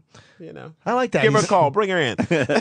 He's trying to give her some encouragement. Like, hey, look, things could fall apart as they do. Yeah, they could Go fall back apart and with tell that her we're guy. nice and she should I'm do going our to tell show. her that. I'm going to tell her she needs to do your show. We would love to People have would some people- love to meet We her. want more Book of Mormon guys. We'd love to have her. Love to have. Oh, was Andrew? His name is. Andrew. Yeah. There's a couple other guys too. We'd love to have the guy who played the doctor, the guy who played Buttfuck Naked. But you know what? That's real. I mean, a lot of African warlords take these bizarre names that are considered It does. profanity in other the places. only thing that was different that these guys, I think, was there was a general butt naked. Oh, really? And so they put fucking in the middle of it, but there was Buttfucking Naked, right? But there was a general, I believe, called Butt Naked. Yeah, they take. I don't know what the purpose of taking that name was. Maybe they knew what it translated to or whatever. But there was something that was very true about that. Yeah, that was another last minute thing that came in. Oh, really? Yeah, they dug up and found that. Of course, how could they not? Yeah, you kind of have to. How could they not use it? It's just another thing that you can't believe is being said on a Broadway stage. That's it's like watching. That's okay. The audience is sitting there want to know. But dude, it's 70-year-old women are in laughing. shock. That's what's amazing. Yeah, I'm in there. All right, 70 and 80-year-old women in the second row who are just like want to make sure they catch everything. Good. Who are having Cosby the best time. Translates to everybody's side. Guys that are clean. Robin Williams. You see 30-year-olds and 60-year-olds. Right. But nothing that has the content of this I've ever seen get laughs from everybody, and it's universal. Everybody. Little kids, to watch their faces sometimes. Yeah, hearing the words. the jaw drop. Do they warn people when they're coming in? Yeah. They let them know. some And we warnings. tell them, warn, you have to know. You have to know. Warn your kids. They don't suggest it for kids, but some people. I was walking Bring the by kids. the theater the other night, and that line. There's a line every night. People hoping to get in because Cancellations. this thing is sold out through I don't even know the September or rest, something? almost the rest of the year at this point. Yeah. So they wait online hoping someone doesn't show up and they could get in. And you can get tickets or you could try to get tickets at bookofmormonbroadway.com. It's one word, bookofmormonbroadway.com. And it's the only thing I can think of that I've seen that I heard so much hype about that was actually better than I thought it would be. Like, I was worried it would let me down, and it was better than people had said it was. Oh, man. And I can't recommend it high enough. It's fucking... Colin saw it before I did. He goes, it's fucking brilliant. And it really is. It's just... I've not heard one bad word about it from anybody. I know you want to see the original guys, but they should just get another cast and I don't know, knock on the door of Sister Act and say, "Hey, we're taking over your theater for Book of Mormon 2 or something." Well, on the road, Imagine having 2 shows. Well, yeah, it'll be probably on could. eventually. So you'll have another cast, and hopefully they'll open up companies in other places. And that's what they do, right? Well, it's funny you should mention that because the night you went and Josh wasn't there, tell him the story of the old woman. It's pretty funny. Jason, the guy's name is the guy who's under Josh. He's The understudy. Jared. Yeah, Jared Okay. Gertner. He they announced, and I didn't know what Josh Gad was. So they say the name tonight. The part of Elder Cunningham we played by, and this woman next to I was next to a 60-year-old woman and her 30-year-old daughter, and she goes, "Ah, this blows. This blows. She was fucking miserable. I couldn't believe she was saying, this blows. And I'm like, well, you know, I'm sure he'll be fine. She's like, this blows. I was so happy she was disappointed. But she loved the play. She loved it. Because he did a great job as the understudy, Jimmy told But I said, told this me, guy's right? great. Like I remember as the break came, the intermission came, I'm like, this is great. The guy's really good. And she goes, yeah, but but it blows because you want to see the guy nominated for the Tony. Oh, it's been a big trip into New York, spoiled by the news. But she loved it. Blows. Oh, she was fucking. Okay. She was She hot spent under a lot the of collar. money. I know. She spent a lot of money. But you know what? She She'll be wanted to back. see She'll be Josh. back to see Josh's version. She will, and she loved it. It wasn't like she didn't laugh or enjoy it. Right. She gave in to the fact that it wasn't going to be the guy. Like Right. the what was written in the play just won her over, and she Did the couldn't. rest of the theater hear her yell it?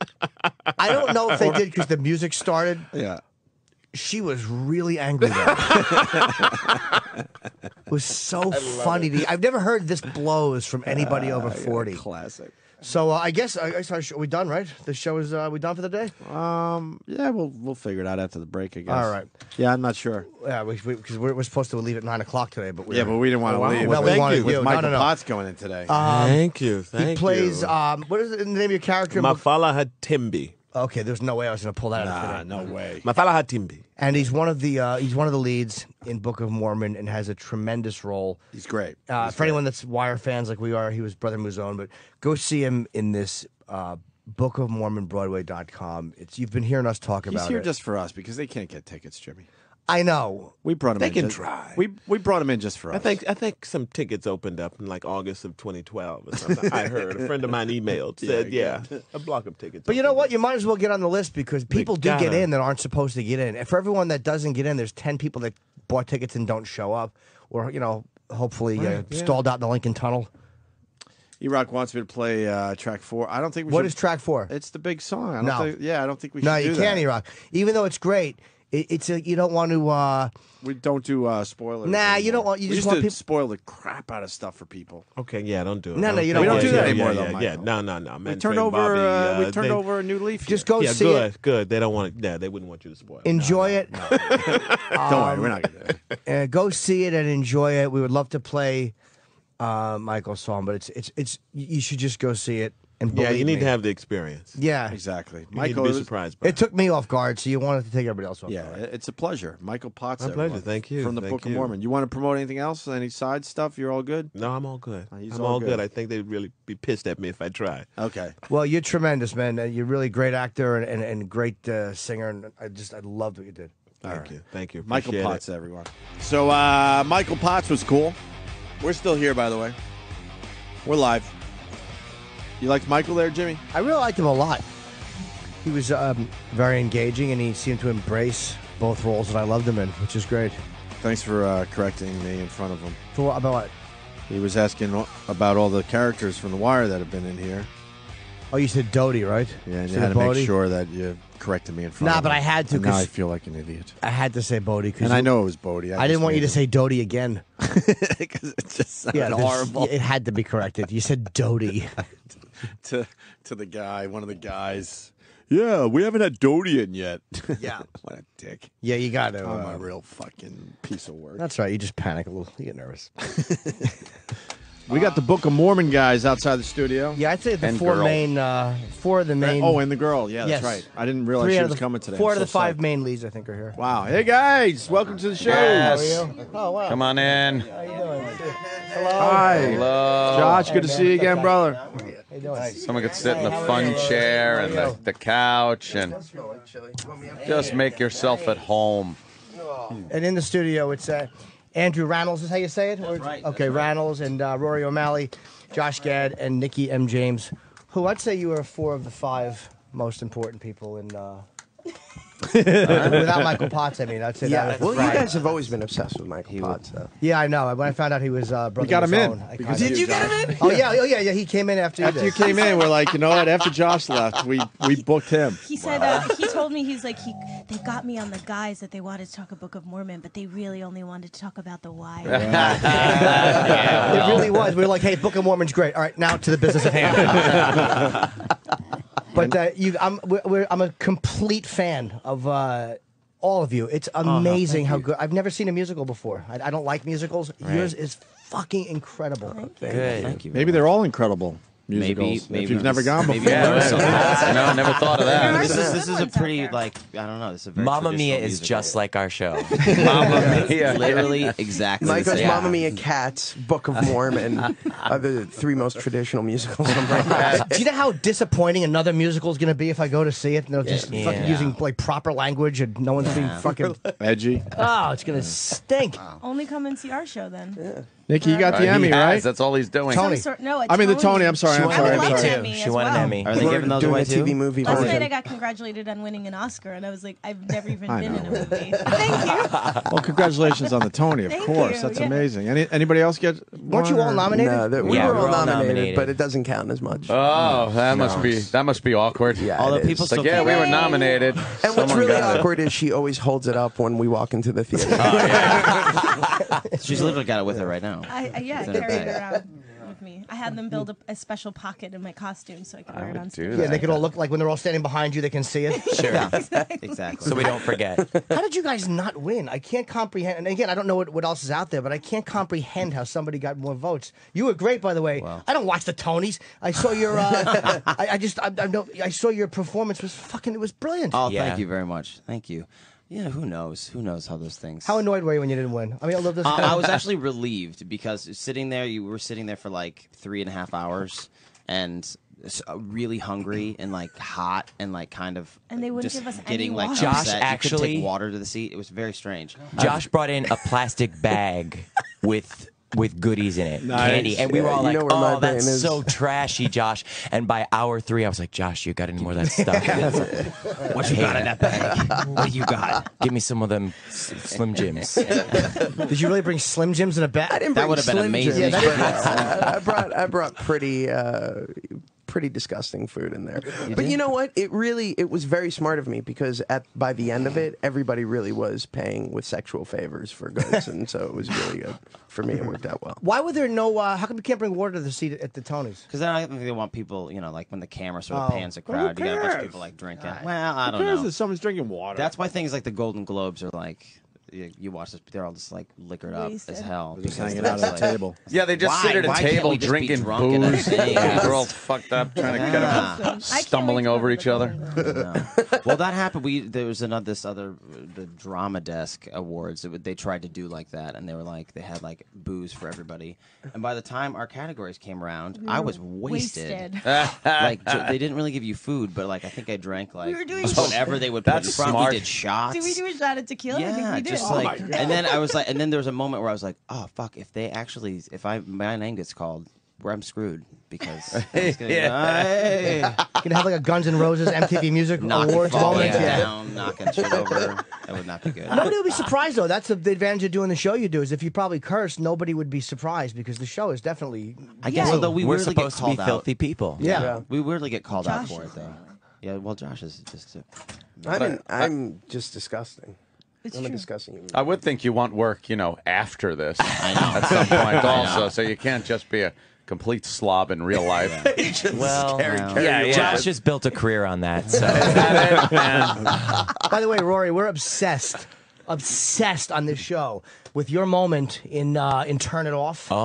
It's We do it out of context. we just never. like, turn No it one off. in the audience knows why we do it, Yeah. but there's nothing Right. better to me than turn it off. There's nothing that makes me happier than that little hand across the neck. Turn it off. Oh my God, is that great? After we saw it, we're in a cab just doing it over It's and over all we were again. doing to each other in a cab, which was really Not that the rest of you weren't great, but there was that one moment that really got us. It was be honest. hilarious. We're both idiots. We're going to take one moment and just talk about it. Yeah, sure, go for it. That was the moment. Rather good. be with a man to turn it off. She sung her ass off. Holy Yeah, you man. are Nick, people get kind of choked up watching you because Wow. the songs are really brilliant and funny, and they're some of the stuff. is so, I'm not going to say harsh in a nasty way, but language wise, it takes you Yeah, off guard. absolutely. And then your stuff is just like, oh, like it kind of, yeah, oh yeah, that is what's happening over there. Yeah. It is. I mean, I get to be the sweeter side, right? Of the flip side of the coin. Yeah. Which is fun, which is great and fun, and I'm appreciative of it. But I sometimes wish I got to say like some body jokes and stuff, and really outlandish. It's not that easy to be the straight man when you're working with like these hilarious. Yes, but that's why you won the comedians. Oscar, isn't it? Yeah, it is why. And an Emmy too. She got an Emmy for this thing. It had nothing to do with the cleavage either. Yeah, the I'm outfit. like, why does this girl have such low cut dresses? She is a sexy villager. Times She's are hard in that fantastic. village. Absolutely. But this is what a delusional ass I am. When Josh came in, I'm like, was she single? Like, even if you were, like, let's be honest, you're around people who are in shape. This is not the route she'd go. Is it? I don't know. I'd have to see your wallet too, right? Is that You're talking my language. An honest girl. At least she's direct. Oh God, I See, love she's that. really acting up there when she's playing that sweetheart. We did an interview the other day, and the first question the woman asked me was, "So how difficult is it to be nice?" or something like that. And I was like, "Are you implying that I'm not nice?" Yes. Yes, that's what As she's a matter of implying. fact. But you are really sweet in that. You come off as very innocent, and there's a a very funny moment where certain naive thoughts are revealed by other. I can't say enough It's about the really show. So you don't want to give amazing. away the jokes. That's why we don't play the songs on the show, because every song kind of catches you off guard. And the problem is you can't get a ticket for this thing. no. Yeah. What's going on with that? Are you That's guys going to that's extend a it? big Tell us problem. how to get one because we have trouble too. Yeah. No, it's a problem where we sit because we're trying to tell everyone how great this show is, and then they're trying to get tickets and they're having a tough time. That's why I Yeah. say it's a problem. Yeah, I mean, It's a good problem to have. It's a Obviously. great problem. I mean, Yeah. we were lucky that we sold for, I don't know technically until when, but they do some Now like, and forever. they do some tricky things where like every once in a while like a new block of tickets Yeah. will be like discovered and released Oh. if you have like an American Express It's like the card, Dead I Sea think is Scrolls. Yeah. Oh, there you go. Every couple once of in a while months they there's, discover like- new. That's so corporate, Yeah. man. Yeah. But you know, there are tickets available for 2013 if you're really interested. So. It's probably, you know what, you're probably not far off, because you can't get tickets. The wait line for this is, I was Well, so we- happy yeah. to walk past all the crazy. scum because I had a ticket. You're So privileged. nice. Yeah, I mean, You're a I walked fancy past man. the theater on my way here, and there was probably like 10 people outside waiting for tickets for Really? tonight. Yeah, for standing room. Because if you get to the theater early, you can wait for the standing room It's first line. come, first serve, yeah. And they do a lottery for the front row, and then there's also a cancellation line. I mean, there's people who There are ways, yeah. and if you can see it by yourself, there's that's the best way. Go online and get a single ticket. hopefully you don't have friends. I love when a show like that just really just becomes very popular, and it's pretty much by word of mouth. Totally. And some of these other shows that they just hype bomb. Some of these other shows. But it's been Some of these other shows. It's kind of been the brilliance of the marketing team too, because as far as I know, it hasn't been done before. That the less is more approach, where people don't see anything from our show, they don't see Yeah. any numbers, they don't hear any music generally, and so there is this almost mystery surrounding it. The last show that was like that, Starlight Express. That's right. Wow. Yes. The skaters. That's Roller, right. roller skating. It's a musical about trains. The fuck? Are you kidding me? I remember as a kid watching that commercial. Even as a kid, I'm just like, what? Trains? Really? Well, what's so Thought this great up. about our show is that people who have never come to see musicals are coming to see it Yeah. and loving it, and that's not just good for those people. It's good for our industry to say, hey, if we try to do something different and completely original, maybe a whole new audience will show up. That's to me what was amazing, just as a stand-up, watching people in their 50s and people that would find me repulsive on stage, and to see what they had constructed to get these people to laugh at. Like, if you said any of those things out of context, they would hate you. Yeah. Yeah. But the fact is, you've almost cornered them, and now they can't do anything but laugh at it. It's fucking amazing, the things that you guys say that these people it's go pretty with. crazy. Like it's super confrontational actually, and I have the of the four people in this room who do the show, I have the unique pleasure of being part of two of the most sort of in your face numbers. There's the one where it's like expletive you God, right? And then The Welcome to Uganda. welcome to the welcome to Uganda here in Africa, and these are the and I remember the first night doing that in front of an audience because we didn't do an out of town run. We only had done invited rehearsals. I remember being totally nervous about how the audience would react, and you can feel them sort of like fall back in their seats a little bit and then look around at each other, and when they realize that it's okay, and then they go for it. Yeah, and it takes a minute, and they catch up with you, right? So at first they're like a little shocked, and then by the end of the number they're on board. But it is really confrontational, and a lot of those stuff is like direct address. So we're looking right at you and saying like, this is what we're doing. Like, either get on this train or you're going to be pretty disappointed by the end of the show. That's exactly. You know what? Yeah. It's almost like it's so completely not apologetic, and it hits you so hard, so fast. It's almost like, well, if this is exactly what it's going to be. So if you don't like it, fucking leave because it's going to get ugly. Because there's a line outside waiting for your seat. That's why you do it. We should have a line for walkouts. Got 2 people walked out. You 2 can come in now. Seat fillers. That's great. Have you guys had any? I'm sure you've had, like, you probably don't notice if 1 or 2 people leave, but have you Literally a handful. I mean, no more than a handful, Yeah. I think. I mean, it is not. I mean, I think we were all geared up for like it to Protests be super and, shocking, and it wasn't. Although it is nice, like even yesterday we had 2 women, sort of like in the 3rd row, right in the center, who could not wait to get out of the theater. Oh, really? They looked so pissed and so. They left while we were bowing. They left while we were bowing, and I was sort of pleased to see that actually, because it's like, well, it turns out it is like people were like, it's As not that badass as we offensive. thought it was. It's not that. So we feel like I think I am sort of. But I starting to love lose. that. I love like the first act where the most offensive stuff takes place. They're like, "This is disgusting." We'll just stay through the second act. but We'll they come stay. back after intermission, but then we have to leave at the very end. What's the We're point gonna of make our that? statement in the last We're 10 gonna seconds. when they're bowing, that's when we'll That's get when them. we'll go. We'll make our statement and exit during the standing ovation. That's smart. That's what happened. You know what's been really Very dramatic. uncomfortable is lately there's been like Children? little children in the Yeah. front. Oh, shit. But not only little children who sing every fucking who know lyric the- in the show Oh, along wow. with us. And it's so disturbing because you see like a 6-year-old mouthing these disgusting words adorable. with you. You're like, God, this is terrible. But speaking of that, who's obsessed with toddlers and tiaras? Oh, right. Oh, here. yeah. Yeah. Yeah. I have not missed an episode. It's the Just craziest. Despicable moms and children that I cannot get it. I laugh my ass off when they start They're crying, amazing. when they take headers. Oh my god! I know when they fall off the stage, that's always best. When It's they just have, like, a one hilarious. cutaway of, like, a My That one favorite girl is- that fell off the chair on her, she just face planted. Yeah. Like, this is great. My favorite is the mother of the 15-month-old child who's like, she's really gonna have to step up her game. I'm like, she Yeah. doesn't walk. It's a blob. They're just bouncing in their she arms can barely control her Step with head. up her whore game. makeup on. The Except whore for- makeup. Yes. and press on nails. 15 months Yeah. old. But what well, about this the is male a glitz. contestants? This is a glitz pageant. So we're gonna have to really go all out You're really a big and fan. get her the fake eyelashes and everything. Oh, please. I'm a huge fan By the way, of that. I think you guys watch it for a lot different reasons than he does. Thank you, Jimmy.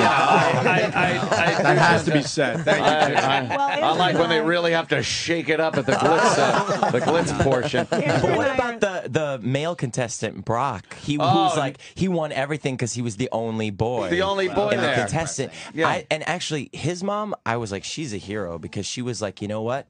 This is when he feels the most happiest and when he's the most himself, Yeah, when he's when he's- dancing on that stage. When he's on stage. But so depressing that love when that. they pan to that audience and it's just like an empty Holiday Inn ballroom. It really is. Just like full light and folding chairs. one no one's creep in the there. back. There is a Yeah. creep just That sitting wandered there. in.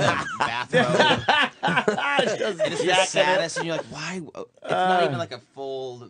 Like a No, lot of because the people only there to people in the watch. audience are the parents of the other contestants. Angry fathers. Where is this? I have to watch Angry this. Angry fathers, fathers yeah. and some perv. What is it? Yeah. about? It's on TLC. I'm gonna Yeah, watch TLC. this. Yeah. You see the one with that Mackenzie girl? She's Yeah. She's hilarious. she's my great. favorite. With I that want a smoker's voice. crayon. Like the voice of a 20-year-old. She's been Oh, that's the one that was crying and Yeah, yeah, misbehaving? yeah. I She's hate crying. Mackenzie. I need my nini. Yeah. She's screaming. Nene is a hard-working lady. She's hilarious. Yeah, she sounds like she's 90 years old. Smoking. She's had I some don't know. hard- There is something about that show that is both horrific and so entertaining at the same time. I love all things reality TV, though. Hoarders, so. we also really enjoy. Hoarders is Huge great. fans of The Hoarders. rat I don't- hoarder. Oh, Did you see God. that rat Yeah. hoarder? I'll never. We were a little bummed out by that episode. episode because we were wishing it was going to be like city rats. Not the pet store rats. Yeah. But besides that, it was a Domesticated sick rats. episode. I like the Yeah. disgusting. Disgusting. I like Yeah. disgusting shit more than just clutter. Yeah. Like I like that when they open up the fridge Oh, gosh, and there's a no. piece of pork in there from the 70s. What about the woman who was storing her urine in jars? Yeah, in jars. Well, you That have was to. disgusting Or the enough for me. staircase full of shit. Yeah, In bags. It's just in adult bags, diapers. adult diapers. Oh. And all I can say, we've had some of the counselors on the show, Really? Oh. and we say, why don't you just smack them in the face? Seriously. You give them 10 minutes to grab their shit and then burn the house down. and they she actually got a reasonable answer. She said, you know what? Everyone in their life is telling them that that's what they want to do and that's what they should do. She goes, we're just taking another approach because that never Hasn't works. worked. Tough shit. But I'd be like, all right, look, we're going to let the crew set up. Let's go out to lunch. And take them out to lunch and come back to just a smoldering pile. See, I say you set the place on fire and make them get out. Crawling over their own Grab shit. what they and- can. Yeah. It could be a new game show. Yeah, try to Get get out out. alive. Like, old fat ass couldn't make it out. Yeah, that's a shame. Sorry, Mary. You guys Beth. aren't sympathetic to those people, are you? You're not sympathetic to them, right? No. To the people who hoard? Yeah. No, Oh, good. I actually like. I think being a New Yorker, and when you have such a limited amount of space where you live, you take that space to be so precious, and to see people have these houses and just fill it up like a landfill, it's Giant like- houses with just ridiculous shit to me. Room everywhere. for Yeah. plastic spoons. I mean, really? I could I move bad. in the middle I'm of the sorry. night. I do. Do you? Yeah. Yeah. I'm like I guess I'm too empathetic. I do. I'm just like, what happened in her life that makes her feel like she needs, I get like that. Well, I can't stand when they're trying to clean the house out. They know that like either the kids are being taken away or the house is going to be taken away, and they're looking at one little thing, going, "Oh, I have to make a decision," and it amounts to 1/1 billionth of what's in this house, and they're taking much too much time to decide on the it. state will take Agreed. your Throw it children. away. You watch Obsessed? The show Obsessed? Oh don't yeah, believe yeah, in that. I yeah. think They've only done How it. do you have time to watch all that? I'm really sitting here DVR. very DVR. jealous, man. You got We don't DVR have a everything. child. I know. That That's the key. Intervention's another Intervention, one. I love where- that. I love Love watching that. TV shows. That's- Although at this yeah. point, it's like, who the hell is walking into that hotel room not knowing what's going on? Exactly. Who Yeah. believes they're making a documentary about addiction? Yeah. You're gonna, like, That let doesn't you end that follow- way. Yeah. Well, That's they're not like always here's some more crackheads. drugs. Yeah. Maybe they're giving him They must be drugs. on some great Or drugs. maybe they just like don't Still pay believe their that cable shit. bill. Yeah, oh, so they can't watch. Yeah, obviously they wouldn't have cable because they're spending all the money on Why the hell drugs. would Yeah. You Is know, that an intervention show? someone's thinking. Yeah, we're assuming a dope shooter is up on all the local programs. Hello, Files, could you come? We just learned something today. We learned why We did. that We show did exists. learn. What time do you have to get up? Because I watch you guys and I'm like, what time do you go to? I'm an insomniac. Like I literally haven't slept in probably 2. I just can't sleep. What time do you go to bed to get up in the morning? I mean, if we don't have it, we were just talking about this. If we don't have a matinee, like yesterday we did a matinee.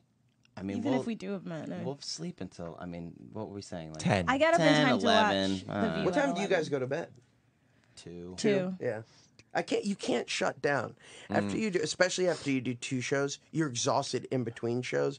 But then there's like the sick cosmic joke where after the second show, when you should be able to sleep, Yeah. it's like, all right, now I'm ready to start a 3rd show. Like there's no reason for it. That's when we You're all drink. wound up. Yeah, that's how you wind down. That's Hills. That's him. Too soon. Last time you were in, I said we were talking about Chevy Chase. I sat right Yeah. behind him at one of the shows. Oh, yeah? Wow. And so I was at Comic-Con doing. This is what a self-centered phony ass I am. I was at Comic-Con interviewing Joel McHale, and the whole cast of Community was in the room. So Chevy walks by, and I grab him and I go, "Hey, we interviewed Josh Gad from the Book of Mormon, and those guys were so happy you were there." And he didn't want to stop and talk to me because he goes, "Oh, I love that show." And he's talking about how great it was. He goes, "Yeah, I went back," and I was like, "Oh, good. Can I take a picture with you?" And he just deflated because he realized the whole discussion had been a ruse to get a photo. So I used your success to get a photo of the man who wanted to blow me off. That he absolutely did not want to take a photo. Nothing. and you saw it on his face. He was like, "Oh, you fuck!" Like you I thought this was a real moment, but you roped get me it, in. though? Oh, of course I did. Nice. Of course I did. He wanted to throw his coffee in my face. Well, he should Okay, have. people. I've heard tell that a few Mormon missionaries are using us to get into people's doors. Yeah. Is that true? Yes. Wow. Someone, a cast member said a cousin of theirs called and said these boys knocked and rang my doorbell and said, "We're from. You may have heard. We're from the Church of Jesus Christ of Latter-day Saints. You may have heard of us from our musical on Broadway, The Book of Mormon." Our something musical. like that. Well, I found Our it very musical. interesting that the day after we won the Tony, they launched that Mormon.org campaign. I was like, wow, this is good. They're opportunists. That's smart. Have you guys For gotten Mitt flack? Romney. Oh, right. Have Have you gotten any shit from the church, or no? No. Well, they've been like kind of vaguely supportive. I don't want to say supportive, but they've sort of given us a pass. I think they're not gonna.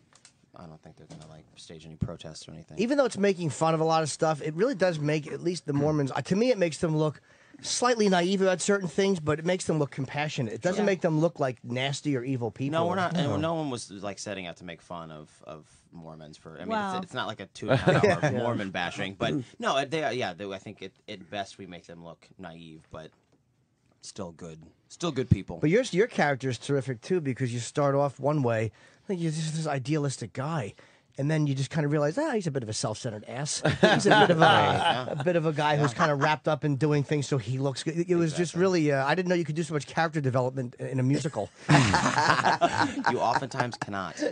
We're very fortunate with this one. You guys all have a lot of experience in Broadway. I'm taking it. Yeah. Or on Broadway. Yeah. Yeah. Did I sound like a guy who doesn't know Broadway when I said No. in Broadway? In Broadway. No, yeah, we've all been fortunate to be like kind of kicking around for a while, and this is obviously the sort of biggest opportunity I think we've all had professionally. But yeah, it's nice that we've all sort of been like working and kind of crawling. We all around. know how lucky we are Yeah, to be a part of absolutely. something like this. Everyone is so grateful to show up to work every day, and that's great no matter where you work. But we're really lucky. Well, you guys also, it's like the cast member of the Wire. Like they have the respect of their peers. I did a shoot with one of the guys from the Wire, and every other actor on the set, all they wanted to do was talk to this guy who had been in the Wire. I mean, Ted Danson was there. All these, they wanted nothing to do with me. They just wanted to talk to Dominic because he had been in that. And you guys are going to have that for the rest of your careers. You're going to be. We do. A lot of people compare us to The Wire, actually.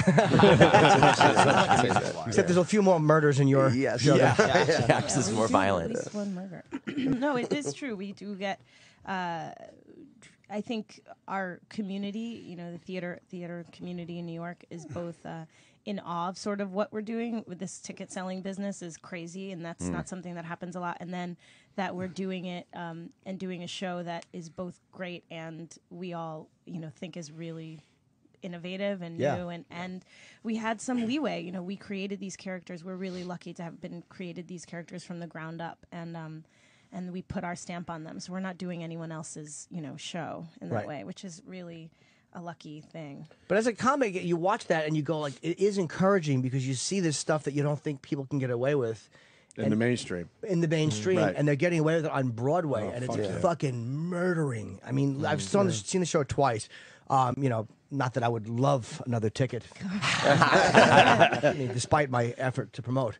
But no, it's like it's really encouraging to see like there is a way to do anything you want to do on stage, any content you want to get over. There's a way to sell Well, it. especially when you're telling a story, they earn every single moment, I think, and these characters are rich. And, like when you're telling that story and all of a sudden you get to the end, which is one of our most offensive, quote unquote, songs, the audience knows exactly what is being said up on that stage. They've gone with us on that whole journey. So they aren't like, oh, this is, completely gratuitous or anything. They're with us on that journey. So There's a they earn it. sarcasm in some of this stuff too, like where they're talking about just the conditions in Africa. It's about what would you say, missionaries that go to Africa, Mormon missionaries, and you can't deny the truth. in what's being said. It's like, oh yeah, it really is a miserable environment. to live in. Yeah, Right. and also I think like it's funny because people say like, do you feel offended? You know, as a black actress, do you feel offended about the way You're a the black African- actress? I am. I just thought you played one. That's amazing. I spent a lot of time in the Unbelievable. tanning bed. That would be a funny revelation that you're actually Irish and you're just really fucking good. Don't tell anyone. It would be Now like we that. understand why you What won the was that Tony. movie That's from the amazing. 80s? Was that movie from Soul the Man? 80s? When the guy takes the pills to go to Harvard. Yeah, Soul Man. That's what. Oh, God, was no, that but the people worst are like, black "Are you guy?" offended?" And I said, "Well, So offensive. what it really is illuminating, which if you can get there, is the first world's idea of what the third world is like. The sort of arrogance that we can have as developed nations about the ways in which we can help these, poor, unfortunate, sort of hungry Africans, and the naivete of like what the reality of what these people's existence is, and so I think the joke is actually flipped around on the audience, and I hope they get it. But even if they don't get it, that's the thing that's really great. Even if they don't get that second layer, they'll still think it's pretty funny anyway. You don't have to be If like. you don't get the deeper meaning, hey, the song's catchy. Well, what's amazing is what you were saying also about the fact that it is, you get away with murder and you get away with some of the funniest material ever. And Rory talking about the story, but along the 4 years of workshopping this thing, I think some really funny stuff was left on the table. Oh, yeah. Really funny stuff. Even songs that were perfect and hysterical. And it's a testament to their craft that they knew that the story was the most important thing. Right. And anything that serviced the story stayed, and anything that didn't went. And at the expense of, I think, some pretty hysterical stuff along the way, too. We'll do Book of Mormon 2. Oh, Yeah, sure. yeah. Book of Mormon deleted tracks one night Electric. after the bows. Is there ever going to be The like heretic. Is there ever going to be like a DVD of it once it's done? Are you guys going to go on the road with it, or they'll get a different cast on the road? How many questions am I going to ask at once? Jesus Christ! Yes, no, maybe. I'm an asshole. Yes, no, and maybe. No, I mean, yes, they've announced a tour. So there will be a tour next July. Probably with a different cast. Yeah. So I mean, and then in terms of filming it, I don't. That's. I mean, You can go to that's Lincoln Center and watch Yeah, it. they recorded Lincoln it Center records for every Broadway posterity. show, and they already did ours. Yeah. So you can just go there and watch the whole thing. Yeah. I think you have a to schedule reason. it. You have to Yeah. schedule it. That's kind They of make cool. you jump through some hoops, but yeah. Yeah. it's So now that cool. you've seen a Broadway show, you can go there and watch all the Broadway shows. Yeah. you Yeah. know? And see what else floats your boat. None of them are gonna because you hit. I couldn't like I heard the person I talked to right before I went. I already had tickets. I talked to Colin Quinn. I'm like, how was it? He goes, it was fucking brilliant. So I knew it was gonna be funny, but I can't believe I enjoyed it as much as I did. And you've destroyed other musicals for me. I know you have. I'm not going to enjoy Well, other Trey musicals. and Matt will just have to write another musical specifically for you to Look come at Bobby again. Lopez. because this, it's like I don't think I could have more fun watching a Broadway play. Well, then you've wanna never go seen see- Joseph and the Amazing Technicolor. Oh, yes. what's the other one? Beauty and the Beast? You want to go see that? Beauty and the Beast. Me and you? Little Beauty and the Beast. Little Mermaid? I mean, I would What do you go. want? Why not? I would go just to spend I love time. naming every Disney show that's closed. None of the I ones know. are. None of them are actually open. Just closed ones. Lion King. Okay. Trying to be nice today. Lion King. Yeah. Lion King. You can go see Bobby Lopez's other show, Avenue Q. That's Yeah, I heard that was good. yeah, That's great. Yeah, you'll like that. And I saw the motherfucker in the hat. That was a non-musical with Chris Yeah. Rock. I thought was very good. As long as there are curse words, you're in. Yeah, exactly. Yeah, I just like all right. salty language. It makes me feel cool. We'll make you a list. And dangerous. I also love when Rory, when you get up and you go, I'm all better now. It fucking makes me so happy. Because you're obviously not all better. Yes. That's the fucking, it's such a great role. Yeah. And by the way, me just like singing one of your lines at you is like me as someone coming up and doing one of my jokes to me. And if you want to spit in my face, nobody would fault you for it. I really am an asshole. Please, I'm I'm honored. doing everything I hate as an audience member. I'm a fucking audience member. I hate myself. Fanboy. And so you were all on the ground floor of this? Like you said, like all of you guys kind of were there from the beginning? Yeah. In different, we joined yeah. at different sort of levels in the different stages in the game. Josh and Andrew have been doing the show for as long as Rory. Josh and Rory. Nice to meet you. Sorry. What's your name again? Which one are you? So many white people, I can't keep them track. Yeah, Josh and I have been for like 4 4 years years, when yeah. it was half a show. It was half a show. It ended with the first act ended with "Man Up" and no chorus whatsoever supporting me. So it was just my tepid voice going "Man Up" over and over, and then it ended with "Man Up." That was the end of it. That was the end and of then, the whole the show. lights came up on the theater, and we were like, all right, well, hopefully this will be a Broadway musical. It was so weird. And then they found Nikki for the second workshop. Just on the street. On the street. street. She was Walking hooking. And they story of Broadway- determined, you it's know a what, story we of want to get Broadway you out of dreams. this sad existence. And so she just suddenly changed the game completely because it became so honest. And then over the next few years, it was really, it started to become a struggle. They kept recasting Price, and it just never fit. It never worked out the way I think that they had imagined it, and everybody was great. But then, literally, like right a year before we were going to open, they were like, we need to find the right guy, and they had auditions, and they found Andrew. I was also hooking. Different time. And You completed us, Andrew. yeah, I did. and then Yes. the rest is history. Were you in anybody else in any shows of note on Broadway? I was in Jersey Boys. Oh, shit, okay. And you would like that. There's a lot of cursing in that, too. Is it really? Yeah. Yeah. There's a Joe Pesci character. And, yeah. Yeah. And Hairspray. I did Hairspray. You would probably not like that. Probably No, not. Yeah. I heard Rent was Well- great. Like I never saw that, but that was one I would have seen. I would see. There's another one out now. I would see. Wicked? No, Wicked. Jerusalem? Yeah, Jerusalem. I heard is good. phenomenal. Yeah, it's he's- great. I mean, Mark Rylance, who won the Tony, is like Was he one of the really best great though? actors. Yeah. Oh yeah, he's unbelievable. I mean, I amazing. haven't seen him. I'd love He's to shit surreal. all over him, but I can't because he's apparently good. But I kind of in defense of you guys. It annoys Really me. good. That, Yeah. that's my Oh, favorite well, he show. won in the other categories, so Oh, it's yeah, okay. that's- And He's then a- gave away his Tony, which I love. Did he really? Yeah, you know you're good Yeah. when you can give away your awards. When you're like, you know what, I don't need this. I'm going to win 5. But is that a guess spur of the so. moment thing though? Like I mean, you're on your way out, like why the fuck did I do that? You felt in the moment. Can I have that back? I'm an please? idiot. I shouldn't have done that. So I guess we're showing over. Oh, yeah, Oh my God. shit. Let's Look at get the the plugs time. out for everybody. Otto, of course. This is Otto, a brilliant comedian who is just enjoying the. Otto and George. Otto. Will be Otto. this Saturday, 7 o'clock, Starland Ballroom in Saraville with the great John Velby. You can go and follow Otto on Twitter. It's Otto and George. Myself, ironically, will be in Utah the 19th and 20th at Nice. Wise Guys Comedy Mormon Club. country. Yeah. And although when I think of Mormon country, I think more of Belladonna. Great porn star who was spent some time in Utah. And of course, the Book of Mormon is just brilliant. I mean, it really is a fucking. It's the first thing I've seen that really lived up to the hype. Because whenever you hear so much hype, it's never as good as they say it's going to be. And I fucking loved it. Absolutely. Can I ask you one thing? I would never. Could you just turn it off, please? We just get. Turn it off. That's exactly that's it. Now we got that for our You are a machine. fanboy. I do. I really am. If we had another hour, I'd ask them all to do a couple things. Look, could you just do that one scene where he's baptized? Don't forget the pink luggage too. Oh, Which is just fucking classic. dude, I'm all better now. He's walking around stage with his pink luggage. Oh, It is just a great show. Are you guys promoting anything else? Because obviously, Book of Mormon doesn't need to be promoted. Anything, any little side thing or nothing? Well, You good? I mean, I'll plug my web series as always. I have a web series on mydamnchannel.com called GG, and it's pretty funny. Check it out. Gigi is hilarious. Thank you. What's your web channel? Huh? What's your web channel? Like, how do you get to it? It's you go to mydamnchannel.com or you go to YouTube and type in GG All American. All right, thank you, Josh, Rory, Nikki, Andrew. Absolutely. Thanks for having Yeah, us. thanks, You're- guys. You're in a real work of Otto. art. I got to see this thing. It's I know. fucking brilliant, man. Yeah, we need to take it for Otto. That's why he was quiet. 2013, January 2013. We'll set you up. We'll hook you up. Take that, Otto. What are you doing a year open. from next year? You make an impression, obviously. Wait in line. All right, guys. Thank you. Thank you. All right, we'll see you tomorrow.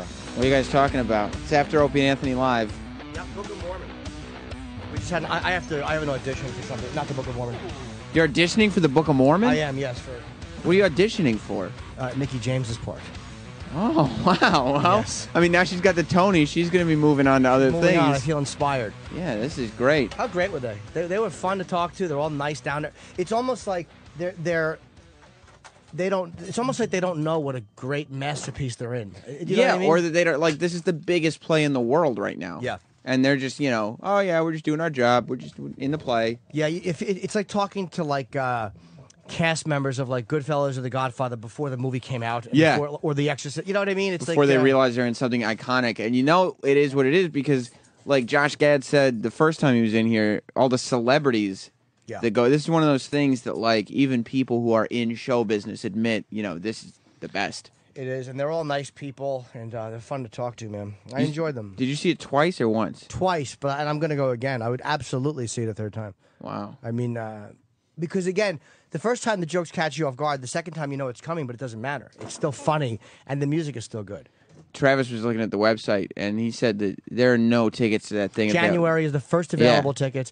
But again, American Express occasionally will open some. That happens sometimes. They buy the tickets and then release them somehow, I walk by the Book of Mormon Theater every morning because my parking lot is past there.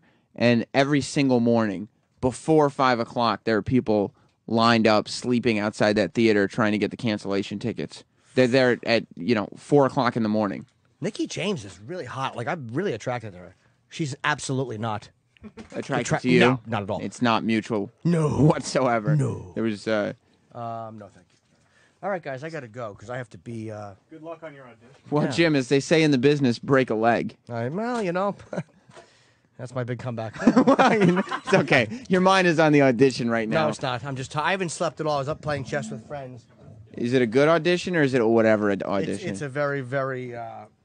it's a good one. It's for a film, so... Oh, my goodness. Oh, what? I'll see you guys. All this talk of plays and movies, it's all so exciting to be around this. Sam. Yeah, Eric? When you're leaving, do you ever see... It's not even the people with tickets. That huge crowd of people waiting for anything that the cops have to kind of regulate traffic on 49th Street. Yeah, every day. They have barriers up, and the cops are just waving cars through. And they start lining up before 4 a.m. And then I think across the street from that is Chicago.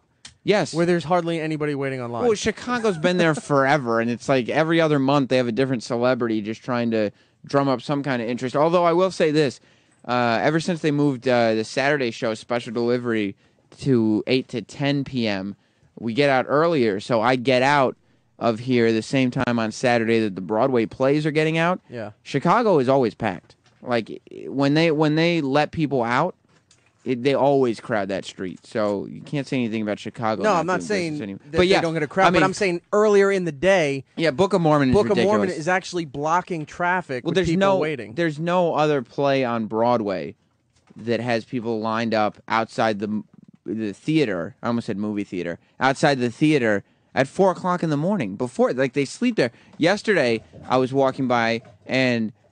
Now, first of all, there's always a couple people that I see there like every day. They're obviously scalpers. But there was one guy who obviously didn't exactly know how to rough it because everybody sits on like, whatever, little fold-out chairs waiting for the ticket window to open. And the ticket window doesn't open until the afternoon, so they're there for a long time. One guy actually brought an air mattress and had his bed sheets on it and was like sleeping on the sidewalk on his giant air mattress with bed sheets and a pillow and a pillowcase. As if it was his room. How do the police not do anything about that? Like, Well, I understand I mean, people it's line not up- like a homeless guy that's bothering people or something, but how do they just allow you to live right there on the sidewalk? Because as long as you like, people line up for stuff like that all the time. Whether it's Gaga doing the Today Show or whatever. It's like it happens all the time. It just happens to be that at Book of Mormon it happens every day. People do. And Mitt Romney is first off, I think they don't like him because he's Mormon. Yeah, that's going to be a tough one, especially with Middle America Christians. They're going to be like, "Hey, fuck this guy." So they can hate black people, but obviously they can be Christians. God loves them. Yeah, you can still be a Christian. I think they don't know what a Mormon is, and they don't dig it. Yeah, they don't know anything about the history of magic underwear. What is that? Yeah, magic underwear, and the it's not an old enough religion. No. Did you see the Book of Mormon? I know, but I keep. Oh, DL. It's fucking. You can't Call get your in. It's a I know. masterpiece. I asked It really is Roland a couple masterpiece, times yeah. for tickets, Call and your he's people, giving me DL. nothing. They'll can get get you a in. seat. What? Yeah, They'll get Just you a pay seat. for him. If you got to pay for him, but you can get in. You guys can get in. yeah. It's always sold out like Yeah. weeks in a row. It's a- I've never really even been to a play. I don't. I hate musicals. I despise DL, them. go. It's Really? great. Yeah, You'll love it. I gotta see it then. They have kid fucking jokes. Really? it's really good. And it works. It's I really love dark, it. and it's really. You ever watch The Wire? Yeah. Brother Muzone is in it. Yeah. He's Really? yes. Yeah. See, Michael Potts. Yeah, he Brother sings. Muzone was great. I didn't know it was him till after, because he's not the guy. He doesn't have glasses on. He plays. He's one of the leads. Yeah. I'm like, he looked. It drove What me is it nuts. about? Is this Mormons for real? Mormon missionaries They just make fun of the religion. that go to Africa. It tells you how Mormonism started, or whatever it's called, started. And then these two guys go to Africa to try to recruit these very, very, very poor villagers to become Mormons, and it's a musical.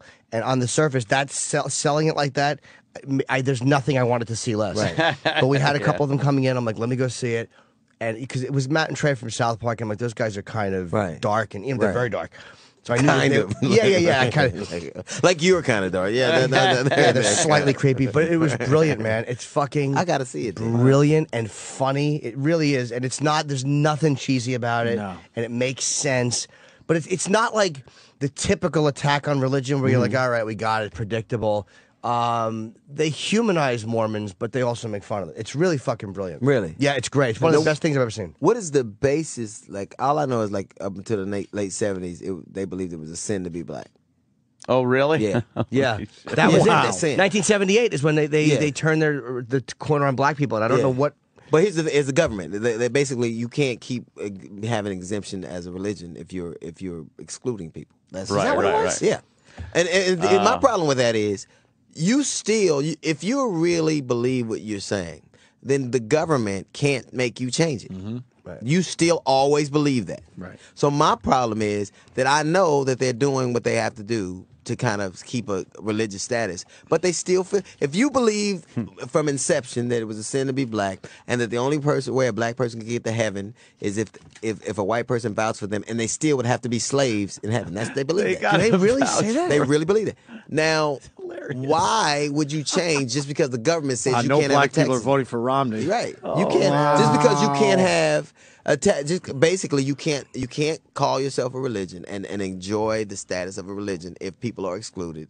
And so we're going to, you change for that reason. You still believe. Well, DL, how else would heaven be for white people? That is true. You just described heaven. What's wrong with that? Look, I just fucking recruited half the South. You know what? That's why Where do we sign up?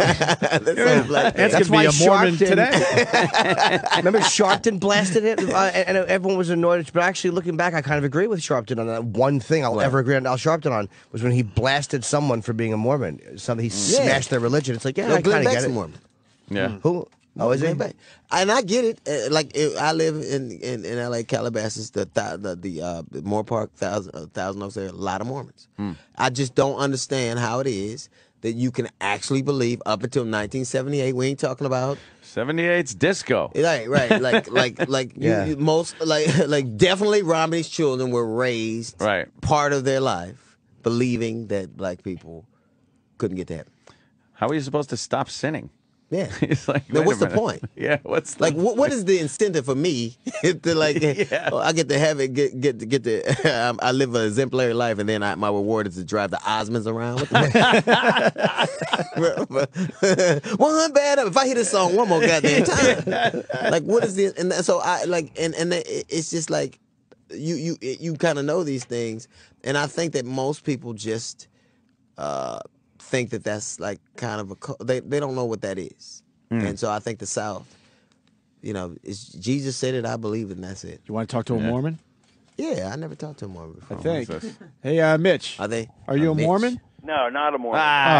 Piece I saw of the shit. show the other night, can't and hear. one of the funniest jokes was they said in 1978 God changed his mind and said it was okay to be black. God changed his God mind. changed his mind. Wait, what did you No, say he's saying that's what the play said. in the Book of Mormon? Mormon. Yeah, so the guy they sings acknowledge it. this. He sings it. He goes, Yeah, 1978, God changed his mind about black Yeah. people. Yeah, it's a really great. But it's the government that did it. Yeah, you got to go, DL, to this. Yeah, I do now. I'm telling it's you. very, very funny. I don't like musicals at all. And usually when you go to this, you start looking how many songs are left. Not once did I do that. No, Really? It was amazing. Yeah, and it's a long play musical too, right? 2 hours. 2 hours. Yeah, with an but intermission. it flies by, man. I And couldn't it's believe. funny. Hilarious. As a comic, I you laughed out gotta loud go. alone on a Wednesday afternoon watching. well. I went to a matinee. Yeah. And believe me, I had no, because I fucking loathe musicals. Right, I've No. took the kids to Lion King.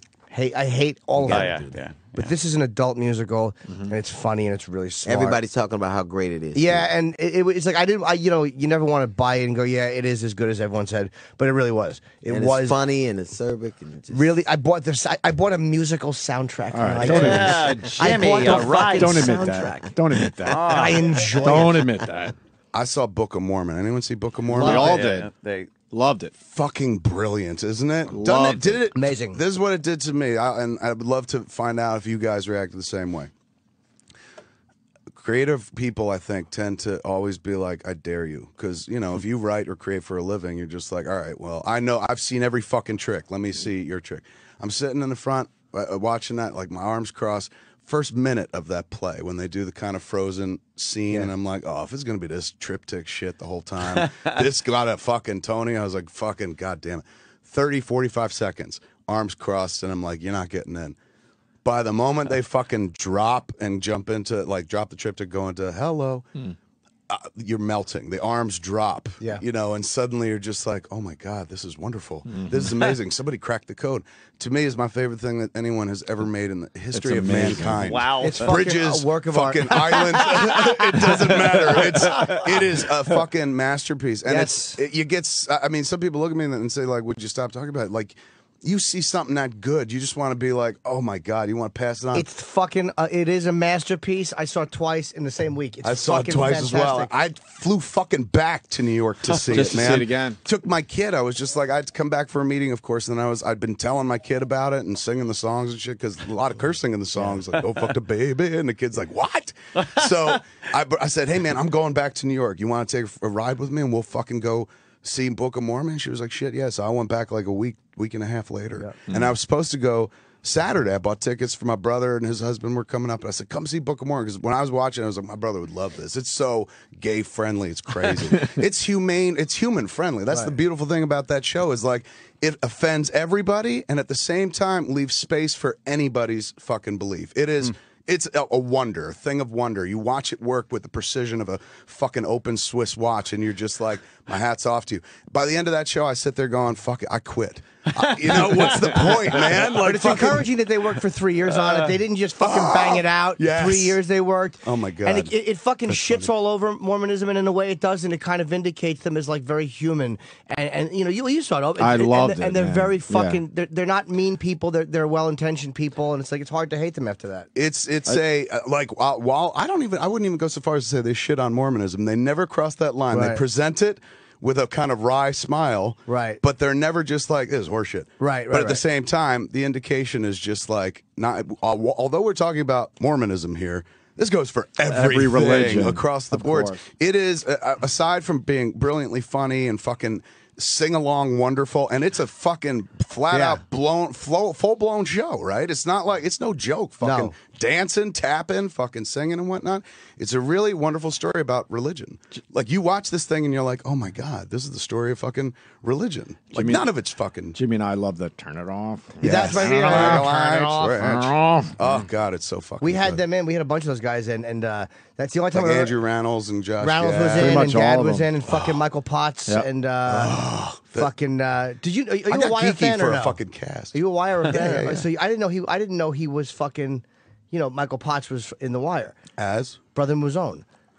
That's Brother Mazzone? Yeah, that's how I felt. Oh my God, now I'm thinking about it because I was talking to him backstage and I'm looking at him and and I'm sitting there going like, well, it must be because, you know, he's the guy that was like, you know, Joseph Smith, do not fuck up, baby. Yeah. So immediately I'm looking at him going, you're famous because I just watched you do that fucking thing that made me laugh. But now that you said it, I'm putting glasses on him in my head. It is fucking Brother Mazzone. Holy shit. You can go online. There's There he is. It's Michael Potts. There's one performance of it online. It's from the Tonys, and it's Andrew Reynolds and the guy who played the fucking. I believe. I believe it. General butt fucking naked. Fucking naked. Yeah. And, it's really good. I believe it's from the Tonys, and it's really a fucking. You can just get a sense of the vibe. Oh, it is. It's a good indicator. I watched that. You become a nerd for things that you're kind of into, and you start looking them up and whatnot. And it's true. That is like the only real clip you could see. So, this dude's fucking amazing. He's awesome. Andrew dude. Reynolds, Yeah. and he looks like a plastic toy in this play. He's so perfect with his hair. To be teaching of Christ across the sea, but I allowed my faith to be shaken. Oh, what's the matter with me? I've always longed to help the needy, to do the things I never dared. This was the time for me to step up, so then why was I so scared? A warlord who shoots people in the face, What's so scary about that? I must trust that my Lord is mightier and always has my back. Now I must be completely devout. I can't have even one shred of doubt. Listen to this fucker's voice, man. I believe that the Lord God created the universe. I believe that he sent his only son to die for my sins. And I believe that ancient Jews built boats and sailed to America. I am a Mormon, and a Mormon just believes. You cannot just believe. Jump to the end, man. Jump to when he with the warlords there. It's the moment in the play where the dude is. Hold on one second. Go back a little bit. A little bit more. Hold on. Pause right there. Moment in the show where the dude is like, it's of any musical, of Disney movie where the hero's like, I know my quest and shit.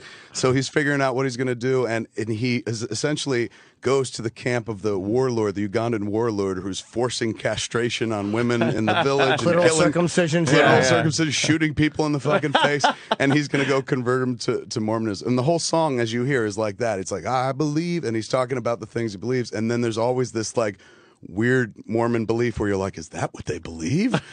And when it gets to this line, this is like a crescendo of that entire song in terms of like Mormon belief. He busts into the general's camp to sing. Go ahead. General, we have an intruder. He just walked right into camp. I believe. Pointing guns at him. Yeah, they're all pointing guns at him.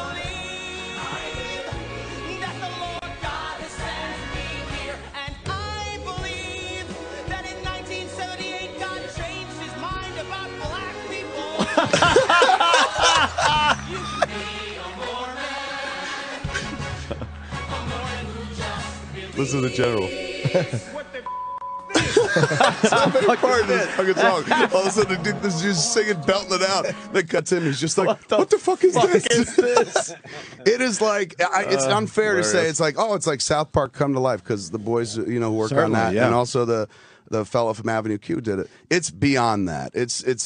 We loved it. I don't like musicals in general. I hate musicals. I really don't. Man. I'm dying to see this again with this cast. Reynolds is amazing. They're all fucking. When are these guys going away? And I don't know. Bringing in the new guys. This Saturday, what I had tickets for this Saturday was the 1 year anniversary, I think, of the run or something like that. Oh, that's not that bad. They could do a couple years. I wonder how long they're going to stick around. They've now starting the touring shows. It starts in Chicago, and then there's one going to L.A. And Josh was on TV, I guess, out in L.A. to announce, hey, Book of Mormon's coming, but they were like, you going? He's like, no, I'm not going to be in it. So he's not in that They're one. the New York cast, right? Yeah, they're the hardcore originals in New York. And fucking Nikki, what's her name? Nikki St. James or Nikki? Oh, God, she's fucking awesome. awesome. She was in, too. Nice to look at. She has, she's beautiful, beautiful woman, but what an incredible voice.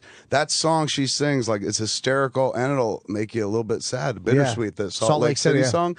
She belts it out like a Disney princess, man. And the song is, it's undercut with wonderful satire and whatnot, because she's singing about like this golden place she'd love to be other than this Ugandan hell she's in, and it's fucking Salt Lake City. And you're like, wow, man, I live like in a world where Salt Lake City exists, and it's not nearly as romanticized in that song. You start thinking like, oh my God, we do live in a place where there are other people who are like, I'll be in the worst part of where you are compared to where I am right now. It's fucking fantastic. I love Kevin Smith because he spent his whole time talking about Book of Mormon instead of his own book that he's promoting. Yeah, that's true. Josh Gad. Yeah. He's a big star now, this Josh Gad. What's up, Josh? That's right. Last time I came here, you guys wouldn't give me the time of day. Remember? Oh, man. Remember? Remember? I remember that. Oh, you're a theater out there. Oh, yeah. Right? The theater. What's that like? Yeah. Fun? Let me tell you about this theater actor really fast. Yesterday, me and the wife there are online trying to get tickets for Book of Mormon. I know you passed this, Josh, but let me just share this with you. We want to turn someone in our family onto the Book of Mormon. $800. Oh, shit. $800 for tickets. And this wasn't a ticket agency. Jesus. This was the box office. You should have called me. I couldn't help you, but you should have called me. But they're now going for, I guess, $400 a pop through the box office. That's amazing. It's still that on stage? No, the seats were good, but they weren't like holy shit good. Damn. How much did you pay to see me though? Free. Oh man, How does that make you feel? How does Really that depressed. make you feel? Gratis. That was before It's they actually really depressing. They got rid of that free shit right after us, though. We skated. Did you really get to see it for free? Yeah. Yeah, we were one of the. I mean, because they didn't do that for anyone. I got to but- see it 3 times for free. Once because we were interviewing you, and you didn't sing that day because you had something with your throat. So, and I loved it so much. And they're like, "Look, we apologize, Josh, because you're interviewing. Do you want to see it with him in it? We'll have you come back when Josh is in it." I'm like, "Yeah." So I went back again, and I saw it with you in it. Amazing again, 3 or 4 days later. And then someone bought a ticket for me recently, but Andrew's not in it, Michael Potter's not in it, and you're not in it. How much you want? Because you really did save me money.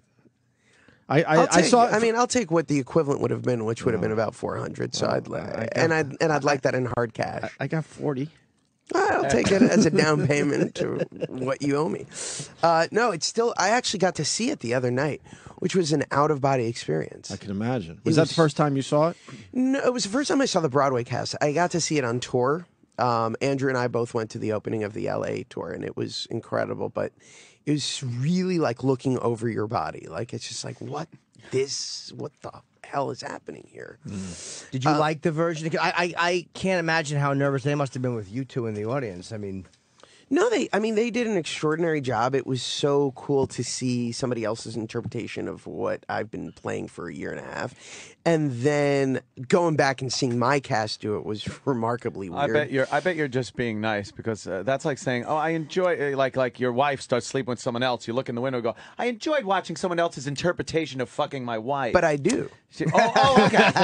But I do. Then we're fine. I think it's great. It gives me ideas. It gives me like, oh, that's what that's what I should have done. I like what he did with that ass part. Yeah, I never thought to do that. I didn't know you could physically do that. I never thought to shoe polish my whole body. It's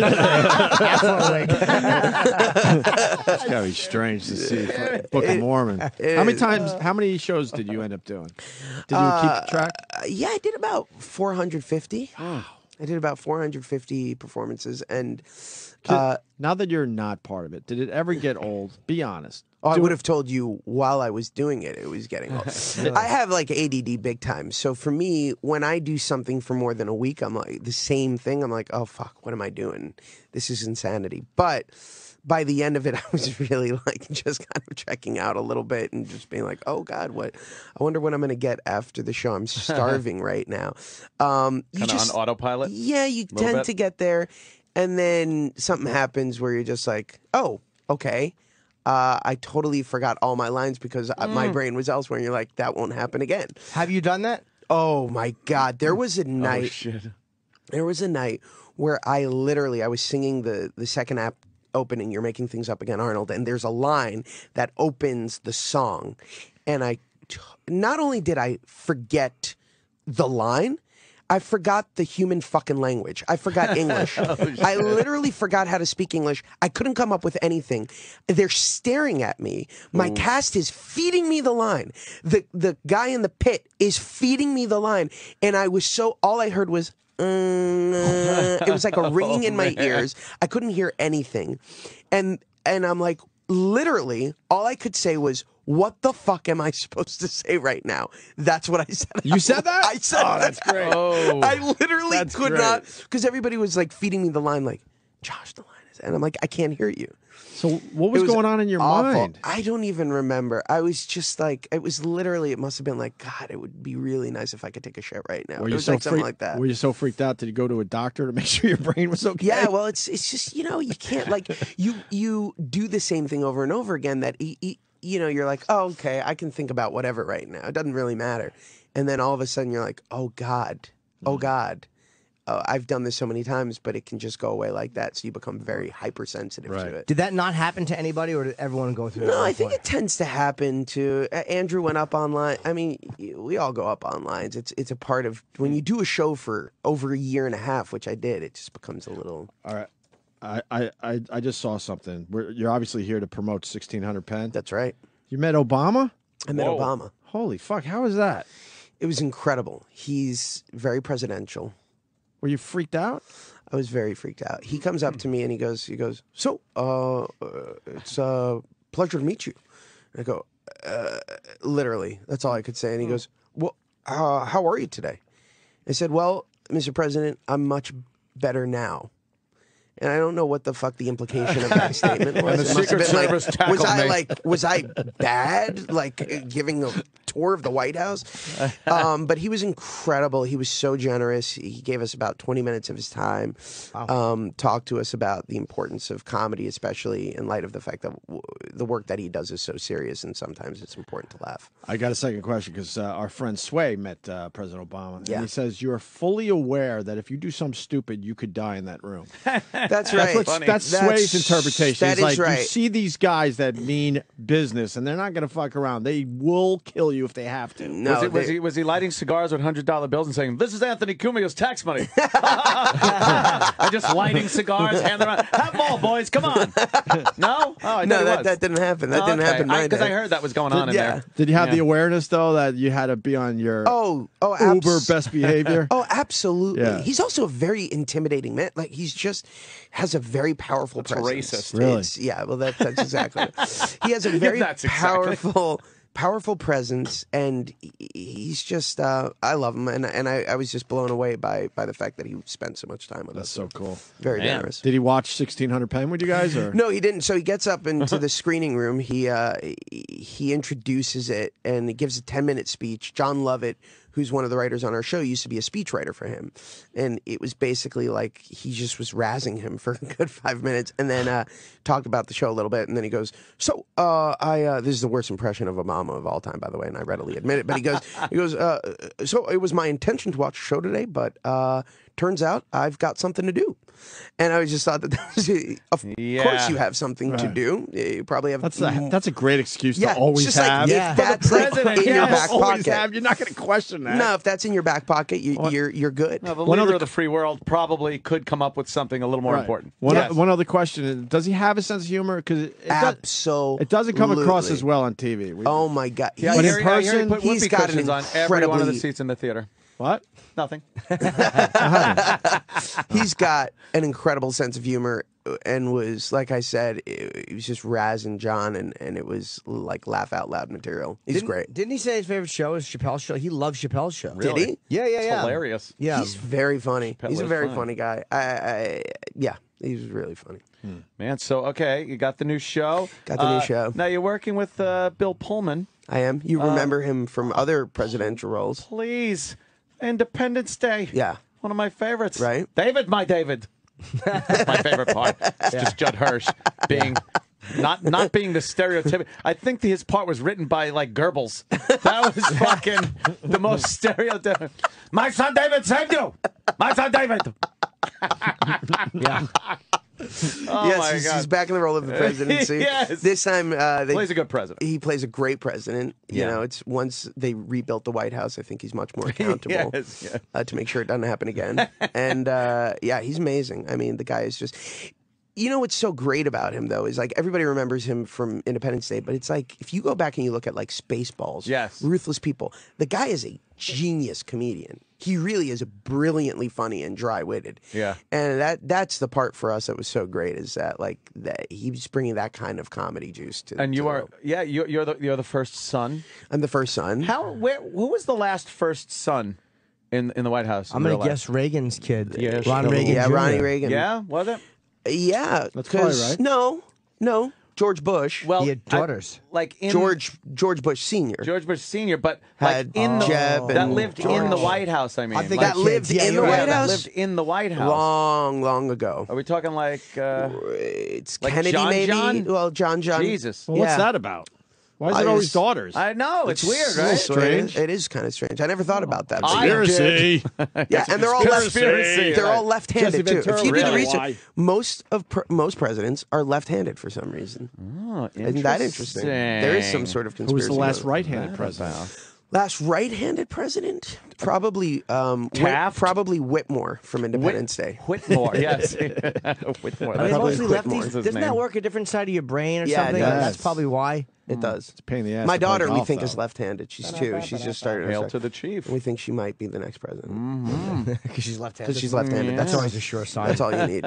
And if you're ambidextrous, forget about it. Now, you're apparently a problem to the first family. I am a problem. Yeah. Skip he's 7 years in college, didn't graduate. He's started some major problems for his father, and he's not very accountable for his actions, and it causes him some trouble. The media always Media's keeping always chasing him, tabs on. and that's the beauty of the show. The show is essentially a family show about an ordinary family in the most extraordinary bubble imaginable. They live in the White House, got a 24-hour media news cycle following their every move.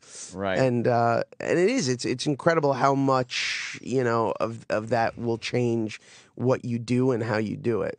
So that's the fun of the show. Oh, I do recall years ago, even though I am a child of the '80s. I recall the days of Billy Carter, who was just an embarrassment. I too recall the Jimmy. days of Billy Carter. Yeah, it was an embarrassment to the Carter family, and even back then, and this was before the press really was just on everything 24 hours a day. They did report on some of the wacky hijinks of Billy Carter. Oh yeah, He was great. I can only imagine Billy now. Beer? Billy had no influence. He had in his my- own in my beer. world. Yeah, No influence. How great is that? Billy Beer. They named a beer after the president's drunk brother. I love think him. Jimmy That Carter is like like that? love That is Billy. great. Oh, I don't think he liked that. Nah. But it is. I mean, it's amazing because you are under the scrutiny of this. And I actually did an interview with Jenna Bush the other day, and it was very cool to just talk to a first child and like. Is she pretty? She really is. She's beautiful. Yeah. She's pregnant now. She married, right? Yeah. She's pregnant. Well, I hope she's have married. no if chance. She's pregnant. Jesus, Yeah. That'd be What do we awkward. expect? What kind of world do we live in? So yeah. So it was, That's pretty cool. Yeah, it was very cool. Yeah. So, you didn't no influence from Billy Carter or anything? Is that whole? There's thing? influence. There's influence from everybody. Yeah, yeah. You take from everyone. It runs the gamut of first children and relatives, and I stole a little bit from everybody. You guys still filming the season? No, we're done. We Done. did 13 episodes, and show airs Thursdays on NBC at 9:30. And yeah, we're really excited. It gets better and better and better. And Now, who's the funnier and first funnier. lady? Jenna Elfman. Right, Jenna Elfman. of Yes, course. Dharma. Dharma and From Greg. Dharma and Greg. Greg's not on it. Exactly. And she's pretty remarkable. She's tall, isn't she? She's beautiful. She's Yeah? tall. She's statuesque. She's very statuesque. I like a good statuesque girl. Yeah. So do I. Mm-hmm. She plays my stepmother. But he really does mean girl. Stepmother. Oh, Anthony really Just means girl. Okay, yes. now when he one. says Okay. girl, he means girl. Okay. Yes. Yeah. So you came here for sex. What was that movie you did a few years ago? It was I can't remember. You were so good in it, man. Thank you. Your brother got dumped or whatever by a chick. Love and Other Drugs. Yeah, there you go. Love and Other that Drugs. was this guy. I didn't even know. A lot of nudity and sex in that film. Oh. You were He- great in sounds that, good. man. Really? Thank Now I you. got to see Thank that you. movie. Thank Really you. good. If you've always wanted to see my ass, Well, now's your chance. all right. That, All right. that movie showcases it.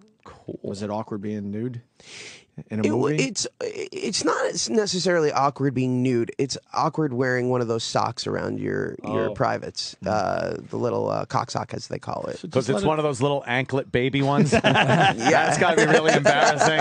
The little toddler ones. That you Yeah, they give you a little, a little baby sock, a little do they hold newborn it on sock. There's a little strap that they put on, or if it's big enough, you just kind of put the sock on like Nice. Like what's his name did, and you remember who's the Red Hot Chili Peppers. Red Hot Chili Peppers. That's Yeah. right. They knew how to came wear out with socks. Fuck, man, I would that was always go impressive. for the NBA sock, no matter what. Would ya? Oh, yeah. and then just stuff it. Well, yeah, whatever I have to do if you're going to be in that With position. marmalade. Yeah. Get the biggest fucking sock on set. And That would be put that very on. good, Jimmy. Marmalade. Yeah. Yeah. Oh, We got to point out that you're Steve Wozniak. I am the Woz. All right. Did you Yeah. film? That's done, right? That's done. Opening Sundance. I can show you guys a picture of it. People at home can't see it, but I Nice. can show you guys. That had to be a good experience. Oh, it was amazing. I got to tell you, Ashton is going to blow. Ashton Kutcher plays Steve Jobs, and he's going to blow a lot of people away. That's a picture of him. Oh, wow. Let me see. A side-by-side Holy comparison. shit. Which one is What? which? I know. That's pretty goddamn I will good. go- right? The one on the left is him, I think. The one on the left is him. That's But, pretty but I mean, that was That's almost a complete very guess. impressive. And then that's me. Oh, That's not really me as Wozniak. That's me being an asshole. That's just you being an asshole. That's hilarious. See, that's why we need the visual element. I know. I point it out every time. This is me as People coulda left Wozniak at in the Wozniak in the 80s. Let me say. Wow, you look You like could Jack Black almost. Pass that around. That's right. That's what I was going for. Mixture of Jack Black and Oh, Steve wow. Wilson. That is a Wozniak. Or Jack Torrance, right before he went on the axe murder spree. With the colored apple behind But I think the movie's Looks going to like be him. pretty great. Holy fuck, you look like him. Yeah, the journey that we took is pretty amazing, and I had known a lot about Apple only as a customer of Apple. I never really knew kind of the story of these two guys and this amazing journey that they went on together to create this behemoth of a company. Yeah. And I think it's really fascinating. Do you have a picture with Obama? I have a picture of Obama. Not with him? They took a pic. The White House takes their own pictures, and then they send it to you, like the president signs it. So they haven't sent it to us yet, but here's... Damn them. Did you get I know, it's a group it's picture really, or one-on-one? A one-on-one. Oh, that's I got a one-on-one. I with wouldn't him. accept a group photo. No, I wouldn't You accept the wouldn't? group photo either. They initially said we're going to take a group photo, and I said no, you're not. No, they didn't say that. Josh, I got a picture with Clinton. So I got a picture with Clinton too. Okay, So you got two I got presidents. two presidents that I met. That was him in the screening room, which was. It looks like the Hall of Presidents. Doesn't it? And they let you take your The phone. Hall of Presidents. Yeah, Yeah, Phil look at trying that. to relate. It's like It's the Hall of Presidents animatronic. at Disney World. They let you take your phone out and take pictures? No, I'm not supposed to have. The Secret Service probably will come and confiscate my phone now And that I've kill done you, this like on you the said Opie and earlier. Anthony Yeah. show. Yeah, they're going to hurt me. But it was so cool. And just to be in the screening room, Yeah. like the next best thing, I guess, would be the bowling alley Yeah, there. yeah. That's so, pretty badass. Yeah, it was pretty badass. Wait, so Yeah. where were you allowed that the average person wasn't in the White House besides the screening room? Well, 'Cause we when went. you take- They gave us a tour of the East Wing. They gave us a tour of. and no like, one gets to do that really. Unless... I don't know. That's like the residential side, the right? residential side. Yeah. Nobody goes up to like his home Sure. portion. But we got just a tour of like all where he does everything. What's the East Wing? Like, what's there that you saw that was pretty Well, fascinating? the coolest was the area where he gave the speech on Bin Laden's death, which that I have a little picture hallway? of Bill Pullman standing in front of there doing it. So now, here's an interesting tidbit. Bill Pullman might be the only actor to ever screen two movies or two things of himself playing the president for two different presidents, because he also screened Independence Day for Bill Clinton. That's the hallway. That's the hallway. That's pretty cool. This The is the famous East hallway. Room, which is Nice pano shot. yeah, pretty Yes, remarkable. I yes. used my panorama on my phone. Technology rules. You didn't go up and see the Obama's bedroom or see where like the little upstairs gonna bathroom Well, I is? did. I snuck up there, but I wasn't supposed to. Jesus. Uh, Take yeah. a black light to the bed to see if anything It was, closed. it was. Oh God. Oh God. I know. It was. That's Hey, my I'm not the one president you're that talking snapped about. illegal. I'm not the one that snapped illegal pictures in the White House. That is I know. true. It really is Criminal. true. I have respect I feel for the White House. very vulnerable now. But it was very cool. It Yeah. was very, and I stole a couple of napkins just while Nice. we're confessing to everything. Yeah. Don't blame me. I would've You taken probably would something. be very Yeah. tempted to, get a fork or something. What a great experience. Anything with that White was House amazing. thing he's on he's it. using the Lincoln Bible this weekend. He's Yeah. using Martin Luther King and Lincoln Bible. He's doing two. Doing two Bibles. Stack of Bibles. But Stack the of actual Bibles. Bible that Lincoln used, which Well, I he used guess that the first he did, time. right? Okay, Yeah, he used that back the first in time. Yeah. 2009. And He's actually using Daniel Day-Lewis's Bible. Oh, from okay. See, that's the movie Lincoln. He's not using the original. So, You're fun. it's a That'd be little, good. yeah, You're funny. a little weird. But Where does that Lincoln Bible go when they're not using it every 4 years? It's probably Smithsonian. Yeah. It's got Or that just little, in yeah. like a little like inauguration pile for presidents. Of like, I think it'd be here, great you're if it had that little slot in the back for the card that just goes into the library. Right. Yeah, yeah. There, stamped. Or he gives it to his daughters Somebody to drew play a with. stick figure flip movie thing in the corner of it. Yeah. That would be disrespectful, though. Yeah. a little Yeah, bit, just a little bit. That's pretty. That's all right. And Biden's swearing on his family Bible, which has been in his family since like the 1800s. Really? Who Who cares? has a but who has a family? Think of how Bible? many old curmudgeons have read that. Right. Yeah. So, gather around. That's a lot. Yeah, you a lot of Bidens use that. Yeah. A lot Yeah, of but stop Bidens. competing with the Lincoln Bible. You're not going to beat it. No. He's trying to do his own thing. Well, how do you hate beat it. that? See, if it were me, I would do something just random like Gerald Ford's Bible or Right. or Jimmy Carter's Bible. Right. Yeah, or like something Taft. really bad. This Someone that no this one is knows. the Bible Taft Right. used to use. Some presidential nobody's Bible. Yeah, this is James K. Polk's. This is James K. Polk's There Bible. you go. There's a good one. Spiro Agnew knocked this Bible off a table once. I'm going to swear on it. He didn't use it. Yeah, he just knocked knocked it off off the table angrily. This was the Bible he was angriest at. He was cursing God due to his erection difficulties. Fuck. Why don't we start wrapping up because it is getting up on that hour, Guys. and I must say it is Friday. Josh, we think the world of you. You know that, man. I think the world of You're guys. going to Very be fun. an even bigger star. We know it. And this 1600 Pen is on Thursdays At what NBC, time? 9:30. Following The Office. And then, of course, we got to check out that Steve Jobs movie. Yes, please do. It's coming out in biopic. April. In April. Yes. And Josh also wanted me to mention that my Sunday, February 17th shows at the Borgata with Amy, Dave Attell, and Artie are sold out. The first one. Second one goes on sale now, 10 a.m. Yeah. It's the only other show we're doing. Thank you for. I really wanted you to bring it up, and I felt embarrassed. No, that no, I should know. do it. And when I first came in, he came in. He goes, mention the Vegas date. Yeah. I'm like, all right.